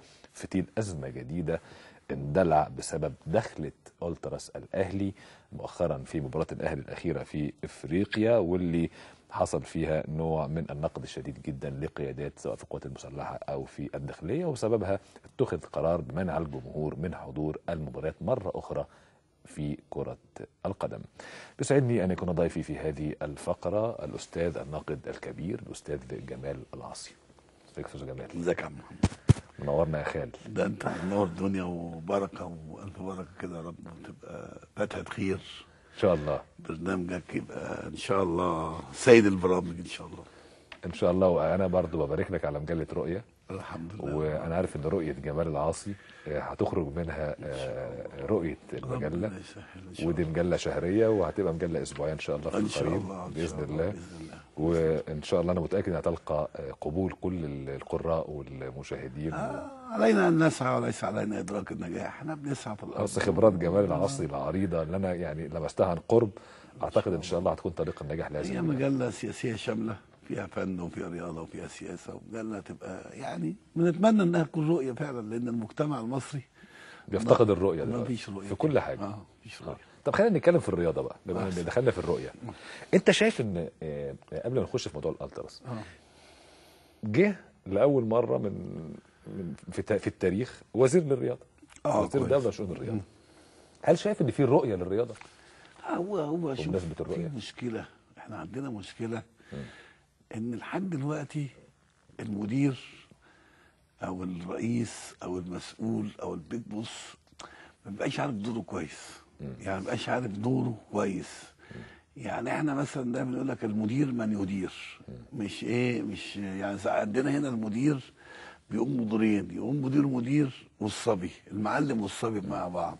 يعني تلاقيه مثلا عايز يلم الفلوس وينزل يكنس المحل. يا عم انت مدير تقعد تفكر بس. يعني انت دور المدير دايما يعمل استراتيجيات، الوزير يقعد يعمل استراتيجي، البلد دي ناقصها ايه؟ مشاكلها ايه في الرياضه؟ مشاكلها ان هي مثلا رياضه تايهه بين الاحتراف والهواه. يعني ما فيش قاسم، مش ما حدش خط واضح ان احنا دوله محترفه ولا دوله هاويه. احنا هاويين في حاجات كتير قوي في التعامل مع المناخ الرياضي ومحترفين في الفلوس، فما حدش حدد ده. دي رؤيه بقى ايه البيج بوس. ما حدش قال لنا ازاي الرياضه دي المصريه تبقى رياضه تدر دخل على الوطن، ما تبقاش تستنزف اموال الوطن زي ما احنا فيها دلوقتي. يعني انا كنت متخيل ان لما يجي مثلا وزير يعني بعد الثوره هيبقى عنده خيال خصب واسع، ما يقعدش ايه يخش في قصه ايه، قصص اللي هي ايه، السنبلاوين في مشكله في الانتخابات وبعدين المنصوره زوروا في مش عارف ايه، واصل البث الفضائي ايه، كلام طبعا مستهلك وقديم ومش دور. يعملوا ايه الموظفين. انا بقى لما اكون مدير اشغل كل واحد شغلته واحط كل واحد في مكانه الطبيعي، واعمل استراتيجيه واضحه. انما ايه عندنا المدير هنا او الوزير هنا يبقى فرحان قوي، يقول لك ده انا حجزت في نفس الملعب. يا ولد، او الامن كان رافض وانا خليته يقول لك ده كان في مشكله في حتى الملعب. الخبر يخرج من مركز الاعلام عند الوزير يقول لك نجح العمري فاروق في اقناع بعوده ملعب كوره ايه يا عم الحاج؟ ده انا عايزك تقعد تفكر تجيب مثلا واحد زي ماجد سامي بتاع واد دجله، وتجيب شريف حبيب بتاع المقاولين، وتقول لهم تعالوا يا ناس انتوا مفكرين يا عظماء. نجحت ازاي يا ازاي؟ عم شريف صدرت 2 لعيبه، انا بحييك نمره واحد ان انت كده دخلت دولار للبلد التعبانه دي اللي بتمر بازمه اقتصاديه ووجع اقتصادي، وفي سبيلك ان انت هتعمل لنا فكره التصدير او فكره تصدير سلاح كره القدم، وان احنا يبقى عندنا لعيبه بتمثلنا في اوروبا ويبقوا واجهه حضاريه لمصر. نمره واحد، زائد انها تدخل لنا دولار، احنا محتاجين كل دولار. كره القدم عندنا ولحد دلوقتي مستهلكه. انا كان نفسي الوزير يجي معاه مشروع يقدمه. انت مش حاسس ان في كده؟ لا انا حاسس ان هو نفس اللي هو يعني هو بنفس هو بشكله بحالته يعني مفيش جديد. برضه هو البث الفضائي اسماعيل ياسين برضه البث الفضائي وبرضه هو بيتكلم في الانتخابات المنصوره فيها مشاكل. لا وبعدين مشاكل بقى لها 20 سنه. ده انا خدت جائزه نقابه الصحفيين في سنه 2000 المنصوره في مشاكل المنصوره. ايوه واخد بالك؟ طيب لسه بنتكلم في ايه؟ لا وبرضه الملاحظ وبيجمع رياضيين ويروح لرئيس الجمهوريه وتداخل السياسه في الكوره. ما هو تربيه النفاق كده، يعني تربيه المنافق. بس احنا قلنا خلاص يعني لا يا بيه دي جينات، ده جين، يعني جين ماشيين عليه ما اتغيرش. الجين المصري لسه ما اتغيرش. الناس شغاله على واي، هو الواي، ان هو برضه يبقى طبقا لتعليمات السيد رئيس الوزراء، والكره هترجع راح يقابل رئيس. ده كلام انا نفسي امنيتي يعني، او كان يعني عندي خيال، بس ايه، بس برضه هي امكانيات بيني وبينك. يعني لما تيجي برضه تحسبها بيني وبينك انا ازاي واحنا على الهوا، يعني ما تقوليش بيني وبينك بقى ده يعني هي كلمه مجانيه بتتقال، يعني كلام مجاني بتتقال. حسيت بتقولي مين اللي قال؟ يعني بيني وبينك جدا فعلا على الهوا، بس زي المطار السري. حد نازل المطار السري ده كان دايما يقول لك حد نازل محطه المطار السري. اذا انت تراه وزير يفتقد لاي رؤيه. لا هو بص في اصل برضه هو معذور في ايه؟ يعني انا دايما ايه، معذور كامكانيات على مدار يعني. التاريخ كنت دايما اختيار اي وزير لا اما بيجي تكنوقراط، واخد بالك، يعني راجل فني، يعني راجل مثلا معاه شهادات في الرياضه والاداره الرياضيه، او بيجي وزير سياسي يبقى عنده وعي سياسي كامل، فجاي ينفذ الرياضه من مفهوم سياسي. ده لا ده ولا ده، لا عمري لا ده ولا ده، فبرضه معذور. ده راجل كل يعني مؤهلاته انه بيصلي الجمعه مع رئيس وزراء، بس ده اللي جابه، يعني مفيش مشكله خالص. لا وعمل موقع الالكتروني بتاع النادي الاهلي، عمل لا هو صلى الجمعه مع رئيس الوزراء، قنديل جنبه جاره، خلاص على كده. فجه فانا كان عندنا استعداد برضه، مفيش مشكله ان احنا نساعد في التاهيل، مفيش ازمه يعني، حتى لو هو تم اختياره وده وطن بيجمعنا كلنا، مفيش مانع ان احنا مفيش مشكله ان احنا نساعده. انما ايه تيجي تتكلم مثلا معاه بيكلمك في موضوع تاني. يا عم احنا في كارثه، البلد دي بازمه والبلد دي مأزومه، مش ازمتها طول الوقت نقعد نشتغل على. طب انت استاذ جمال ايه رايك في قراره بتاع الالتراس، اللي هو لما الالتراس حصل اللي حصل في مباراه الاهلي، فجاه اختزلنا الموضوع ان ازاي مدير عام النادي الاهلي دخل الناس قبلها بيوم، وكأن الراجل يعني هو اللي جاب الالتراس، قال لهم اقول لكم احنا عايزينكم تهينوا، وقال دخلوا عملوا في النادي الاهلي، فاحنا اختزلنا الموضوع ده في محمود علام الراجل الغلبان اللي ضحينا بيه عشان الراجل الكبير يعيش. بس هو لازم يبقى في فن، واخد بالك؟ هو عملوا محمود علام فن ومدير النادي طبعا هو في خطا، يعني برضه لما تيجي تبص في خطا مش في اللي عمله الالتراس، واخد بالك؟ لان ده وجهه نظرهم، انما في ان النادي الاهلي اللي طول عمره يعني بيشار له البنان كمؤسسه منظمه نظاميه بقت تتفتح بالليل في انصاص الليالي مش اول مره يا استاذ جمال، ما هو طول عمر الالتراس بيخش الاهلي يعمل دخلات ويعمل المسكوت عنه بقى ايه. هو ليه الملف المسكوت عنه طلع؟ لانه اصطدم مع قوه كبيره اللي هي الجيش، قوه عظمى على الارض وتكاد تكون هي اللي بتدير، فازاي يتم اهانتها؟ بس انما لو اصطدم الالتراس بهيئه او مؤسسه ضعيفه ما هياش قوه. فالراجل الكبير جاب حد يقول له خش انت السجن مكاني. لا ما هو لا واصرف على العيال. لازم اصل خلي بالك انت في ازمه، يعني النهارده ايه بقى؟ في ازمه ازمه موجوده على الارض. ان الالتراس توجه الى الملعب وعمل عمايل ما عجبتش الجيش، والجيش اخر حاجه قال يا جماعه احنا سلمنا الحكم اهو ومالناش علاقه وجينا على جنب، محدش ايه له دعوه بينا، لا احنا عايزين حاجه من حد ولا حد يجيب سيرتنا. والجيش قال على نفسه ان هو يبعد عن المعارك السياسيه. خلينا نتكلم بمنطق شويه. اتفضل. حتى لو النادي الاهلي سمح للناس تخش لكن مؤكد النادي الاهلي ما يعرفش جوه الدخلات ايه، يعني الدخل عباره عن ايه او فحوى الموضوع ايه، النادي الاهلي ما يعرفش اكيد يعني. يعني ما اعتقدش لا ما يعرفوش. مش على علم بهذا الكلام. طيب لكن الدخله دي ما دخلت من بره الاستاد. طب ما اتفتشتش، ما حدش عارف. طب ما ده مسؤوليه امنيه واتفردت في الملعب قبل المباراه. انت بتتكلم ان الالتراس دول ده احنا اختزلنا الموضوع ده. وبعدين السؤال الثاني بقى اللي حضرتك لازم تجاوبنا عليه، لما جه العمري يبقى وزير لشؤون الرياضه، الدوله لشؤون الرياضه، معروف ان وقت ما جه كان في ازمه ضخمه اسمها ازمه بورسعيد، وان في التراس ناس منهم ماتت، وكنا احنا بنقول كيف نجد طريق للتفاهم مع الالتراس بمختلف بقى فئاته واطيافه كل الانديه. فكان الشغل مفترض الشاغل للوزير الجديد انه زي يعمل هذا التوافق الاجتماعي الرياضي.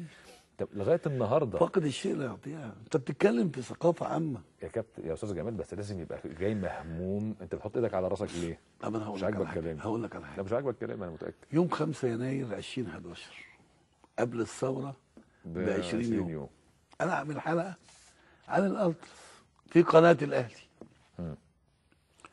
كان الالتراس اتخانق مع الشرطه في مباراه، كان الاهلي بيلعب فرقه في الباسكت بول وماتش ضعيف، بس ايه عملوا. فانا قلت يا جماعه هؤلاء الشباب هم القادمون، وهم دول اللي هيحدثوا تغيير في المجتمع المصري، وهم دول المجموعه الوحيده المنظمه اللي موجوده على الارض دلوقتي هتغير حاجات كتير وهتعمل حاجات كتير. ولازم تخلي بالكم لازم نوجد لغه حوار مع الجيل ده، لان ده جيل مدجج بالتكنولوجيا الحديثه واولاد الفيسبوك واولاد الانترنت، فبيعرفوا يلموا نفسهم بسرعه وعندهم خيال جديد مختلف عن الخيال بتاعنا.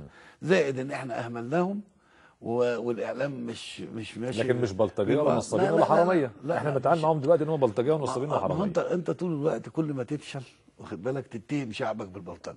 اما تعرف ان اول ما تعرف انك حتى فاشل. وزير الرياضه، يعني وزير الرياضه ده كان قاعد يغني انه تواصل مع اهالي الشهداء وانه تواصل مع الالتراسون والكلام الحنجولي. يا بيه لما تفشل بص الفاشل دايما يتهم اهله بالبلطجه. يعني انت لما تبقى فاشل تقول لا اصل العيال ما بيسمعوش كلامي، ولادي طب ما هم عيالك ما بيسمعوش كلامك هيبقى لعيب فيك. فاما اول ما تتهم شعبك اصل الالتراس دول ده الجزء اصيل من الشعب المصري، زائد ان هم دول مستقبلك، رضيت لم ترضى ده مستقبلنا اللي جاي، وهو ده اللي هيشيل رايات كل حاجه واللي هيشتغل في كل حاجه. اذا كنت انت مش قادر تتفاهم وتتواصل مع المستقبل وكل اللي بتقدر عليه ده عيال بيشربوا ما اعرفش ايه، ده بيعملوا ايه، ده يعني طول الوقت انت شغال بتنتقدهم مش بتحاول معاهم. الحوار مع الالتراس زي الست الندابه، عارف الست الندابه؟ الحوار مع الالتراس عايز اقول يعني انا شايف ان المجتمع المصري آن الأوان إن هو يستعين بالخبرة، مش عيب. يعني أنا لما أكون وزير أما أجيب علماء اجتماع واخد بالك أجيبهم يا جماعة إحنا عندنا مشكلة في جيل جديد مش عارفين نتفاهم معاه ولا نتحاور معاه والسرعات بتاعته غير سرعاتنا. يا محمد انا يوم ما كنت ماشي يوم 25 يناير واخد بالك، اقسم بالله العظيم بعد ما كملتش 10 دقايق لقيت نفسي في اخر الصف. السرعات مختلفه حتى بدنيا تقصد؟ ما انا بدنيا بقول لك السرعه مختلفه، الاداء مختلف، كل ده مختلف. فاحنا محتاجين لازم نفتح حوار بجد، حوار مجتمعي. طب اذا انت غير راضي عن قرار؟ لان الالتراس دلوقتي احنا سايبينهم بقالنا فتره، فبقوا نهيبه لبعض الفصائل السياسيه، ودي الاشكاليه دي المصيبه طبعا الثانيه. لكن حضرتك اذا غير راضي عن قرار انه يمنعوا من دخول المباريات؟ الكلام مش هيحل. انت عارف الكلام ده هيزود الاحتقان، لان برضه خلي بالك اوعى في يوم من الايام تقعد تعاند في ابنك، دماغه واحد وهياخدها على كرامته وهيدخلك في حدوته ثانيه خالص، وهي عنده استعداد. التصرف كان ساذج من وزير. فانت لازم تقعد تبقى في الحوار. يعني مثلا انت مش هتخليه تقول له مش هتقدر عشان كذا كذا كذا، انا بعاقبك. حتى لو انت بتعاقب ابنك لازم تقول له حيثيات. نتناقشوا. انا بعمل مع اولادي كده. مفيش حاجه اسمها مجانيات، ما عادش في حد فتوه في البلد دي، ما حدش هيمشي كلام بعضلات. اللي عايز يمشي كلامه ويناقشني وناقشه. الحوار هو السيد، هو اللي هيعدي البلد دي من المراحل اللي فيها. طول ما احنا كلنا كل واحد واخد خط مع نفسه كده، البلد دي مش هتوصل لحلول. لازم الناس تقعد وتتحاور وتتناقش ويؤمنوا ببعض. لازم وانا قاعد انا عشان ما اقعدش مع شاب عنده 18 سنه لازم ابقى واخد بالي ان انا بتناقش مع انا عشان ما افضلش قاعد احمل العمري فاروق كل التكاتك. لكن فين دور اتحاد الكوره برضه؟ ما هو الالتراس ده ليه ما انت النهارده اتحاد الكوره ده خد بالك فكره انا شايفها بقت اصبحت فكره وهميه وهلاميه. بمعنى ايه؟ انا مش عارف، بحس ان العمري فاروق عجبه فكره انه يكون رئيس اتحاد الكوره ويكون عضو لا، ما انا قلت قبل كده ايه؟ قلت له دي اصبحت الاداره المركزيه لكره القدم. يعني هو حابب قوي ان هو يبقى ايه دلوقتي، بدل ما كان عضو مجلس اداره في الاخر بقى في الاول بقى يسلم على حسن عبدي قال السنه، وان هو بيدير اتحاد الكوره. يا عم انت عندك ادارات كتير. انا كنت من الناس اللي متعاطف مع عمرو فاروق في مجلس اداره الاهلي، وقفنا معاه انه ازاي. شفنا مثلا مؤتمر امن ملاعب في لندن عن كره القدم بيحضروا لعمرو فاروق. شفنا الاتفاق على مباراه مصر وقطر مع الاتحاد القطري اللي راح اتفق لعمرو فاروق. حاجه تزعل يعني. انا زعلان والله. البروتوكول اللي اتعمل مع تونس واتحاد الكره التونسي اللي عمله لعمرو فاروق. كارثه ايه فكره الانجازات الوهميه المسجله. ليه ده احنا قرينا خبر ان مصر حققت في 6 اشهر 256 ميداليه يعني، وهيعمل مؤتمر ضخم عشان يشوف في عهده. انا نفسي وانا لسه بقول له برضه تاني، انا نفسي تشتغل وزير، ما تشتغلش مشاهلاتي او ما تشتغلش ايه مشاهلاتي. يشتغل وزير يحط سياسات. عشان يحط سياسات البلد دي لازم البلد دي تعبر. طب استاذ جمال انا نفسي يتبنى مشروع يقول لك انا ايه في عهدي هخلي مصر فيها 50 محترف من كل الالعاب بس، ويقعد يعمل احداث ساخنه مع الاهلي والزمالك ويقنعهم ان البلد دي مشروع البلد اهم من مشروع النادي. الوزير بقى مهموم بموضوع 8 سنين ويخليها على المناصب، ولا يعني كلام الفارغ اللي احنا قاعدين ده شغل بقى. والله انت بتضايقنا وانا ما بحبش اطلع اتكلم اساسا، وممتنع عن التلفزيون بقى لي 5 شهور عشان مش عايز اتكلم. الخنقه دي انا اللي خانقك يعني ولا الاحداث اللي لا الاحداث الناس ما بتسمعش يعني بعض. يعني انا اتكلمت بنتكلم والناس ما بتسمعش بعض. هو احنا بنقول لكم حاجه لمصلحتنا، ده لمصلحتك. ده انت لما تعمل مجد وتعمل حاجه هتتحسب لك انت، هتحسب لينا. ما المناخير لما تعلى قوي كده فالناس مش هتسمع. لكن استاذ جمال مثلا في ميران النادي الزمالك الاخير الالتراس ايضا هاجم ممدوح عباس وقعد يشتم ويعمل، وطلع قال رئيس نادي الزمالك انا اللي هاخد الانتخابات الجايه ولا عايز حاجه من النادي بعد كده ما اعرفش ايه. استمرار برضه لازمات الالتراس، لكن ما سمعناش ان رئيس نادي الزمالك قام بطلب ان يعمل قعده مع قياده الالتراس او مجموعه منهم او مدير النادي او اعضاء مجلس الاداره او اللجان المختلفه او انا اول حاجه بنريح دماغنا زي ما قلت لك ايه، بنتهم ده عيال كلها بتشرب، ده عيال ضايعه، ده عيال مالهاش اهل، وبعدين تتهمهم ان هم ايه مزقوقين من فلان، اصل فلان زقهم. انت بتستسهل دايما الحلول بالاتهام. احنا اسهل حاجه عندنا عشان ابقى ضحيه فمحدش يلوم، التلفيق والاتهام. ابقى ضحيه فمحدش يلوم. نادي الزمالك نادي يعني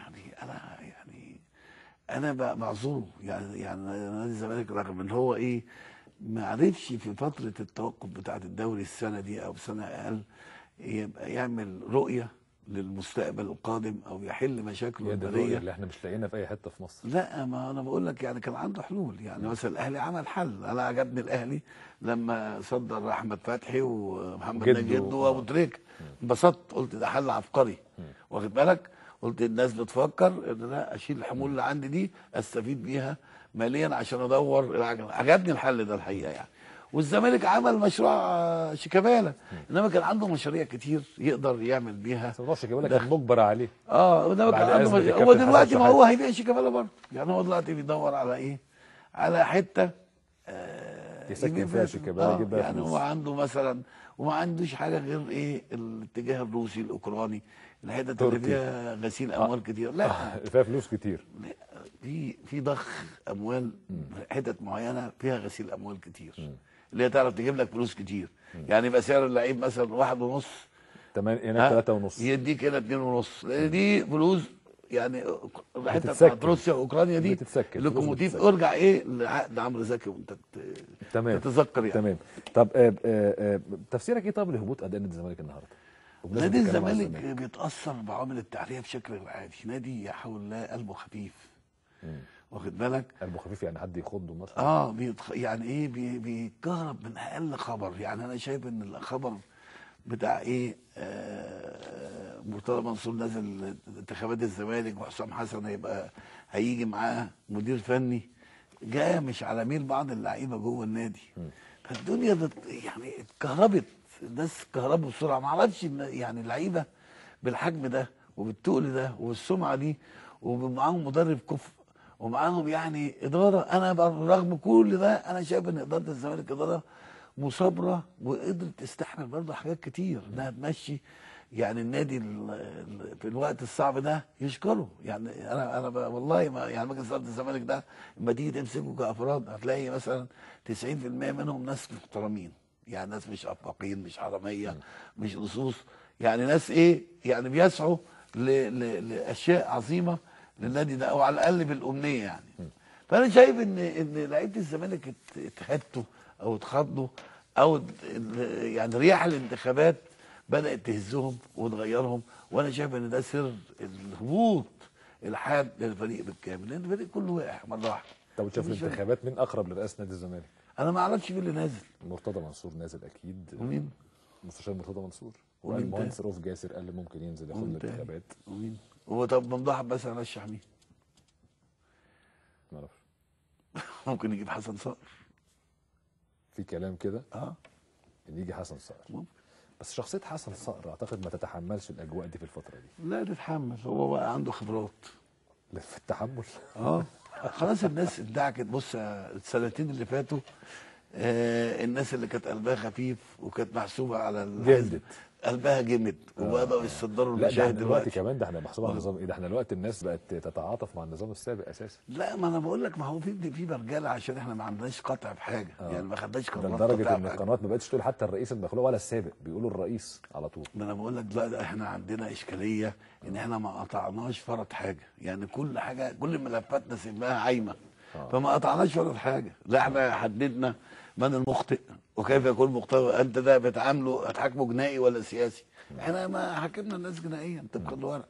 وان نرجع نزعل نقول الله ازاي خرج؟ طب ما عادي لانك انت المحاكمات كانت المفروض تبقى سياسيه مش جنائيه. وفي حكام في التاريخ بيتحاكم جنائي. لا طبعا. بس انا عندي نقطتين اختم بيهم. اول نقطه موضوع عقد اديداس واعتماد العمري فاروق لعقد اديداس مؤخرا رغم انه في مقاطعه من رسميه من وزراء الشباب والرياضه العرب. تعرف اديداس كانت عامله هي اللي راعت او بترعى ماراثون تهويد القدس وبشكل كان واضح وفي نوع من البجاحه يعني رغم اعتراض الدول العربيه وقتها، ورغم كده برضه راعت المهرجان. وقتها الحقيقه كان عماد البناني رفض الفكره دي وقت ما كان موجود، لكن العمري فاروق اعتمد خلاص من يومين ثلاثه العقد وكان مفيش حاجه حصلت وقال لك اصل في فلوس كتير جايه لنا اصل فتحت مبرر المال بندوس على اي حاجه مفيش مشكله. لا هو الحاجه الثانيه قصه كاس مصر وانسحاب 6 انديه من بطوله كاس مصر. لا انا هتكلم الاول على قصه الاديداس واسرائيل.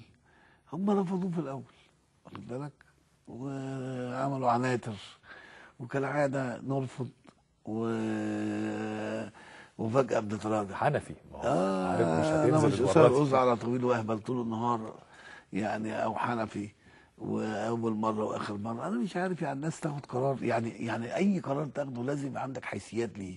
اذا كنت هترفض تقول والله رافض عشان 1 2 3. اذا كنت هتوافق قول حيثيات، انما مش طول الوقت تقول حاجات وعكسها.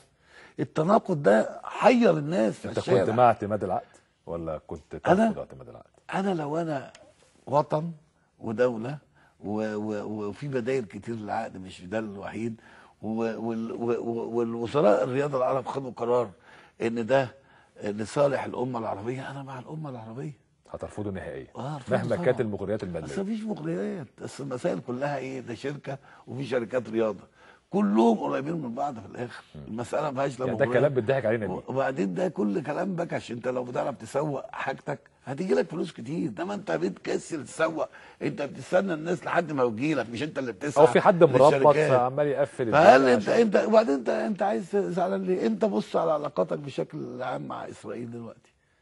يعني هل المشهد الغزاوي اللي كنا دايما ننتفض لما يكون اسرائيل بتيجي ناحيه غزه او بتيجي ناحيه حماس، كنا بننتفض ونعمل تظاهره ونروح ونجري وبتاع ده، ما عادش حاجه ده موجوده. اسرائيل بتعيش ازهى عصورها دلوقتي لان ما عادش عندها خطر. خطر منين؟ سوريا اتفكت جيشها خلاص، ومصر طول الوقت بتتضرب، وطول الوقت يبقى فيها فوضى، وطول الوقت يبقى فيها الخلاف ياكلها، انقسامات داخليه وانقسامات، وهياج المذاهب الشيعيه دلوقتي والسنيه، او الفكره اللي جايه جديده اللي هي ايه؟ حرب المذاهب. هي الحرب اللامعه اللي جايه بين الامه العربيه كلها، في البحرين والامارات والسعوديه ومصر. يعني لما كنا بنحارب بالمدفع كان افضل لينا من الحرب اللي هم دلوقتي مشغلينها في الدول العربيه، الانقسامات والفوضى. يا بيه هو دلوقتي النهارده هقول لك على حاجه، اوباما لما جه راح اسرائيل ما بصش على اي حد من الدول العربيه، خلاص انتوا خلصتوا، ما بقاش ليكوا قيمه اساسا. يعني احنا ما عادش عندنا رقم في المعادله.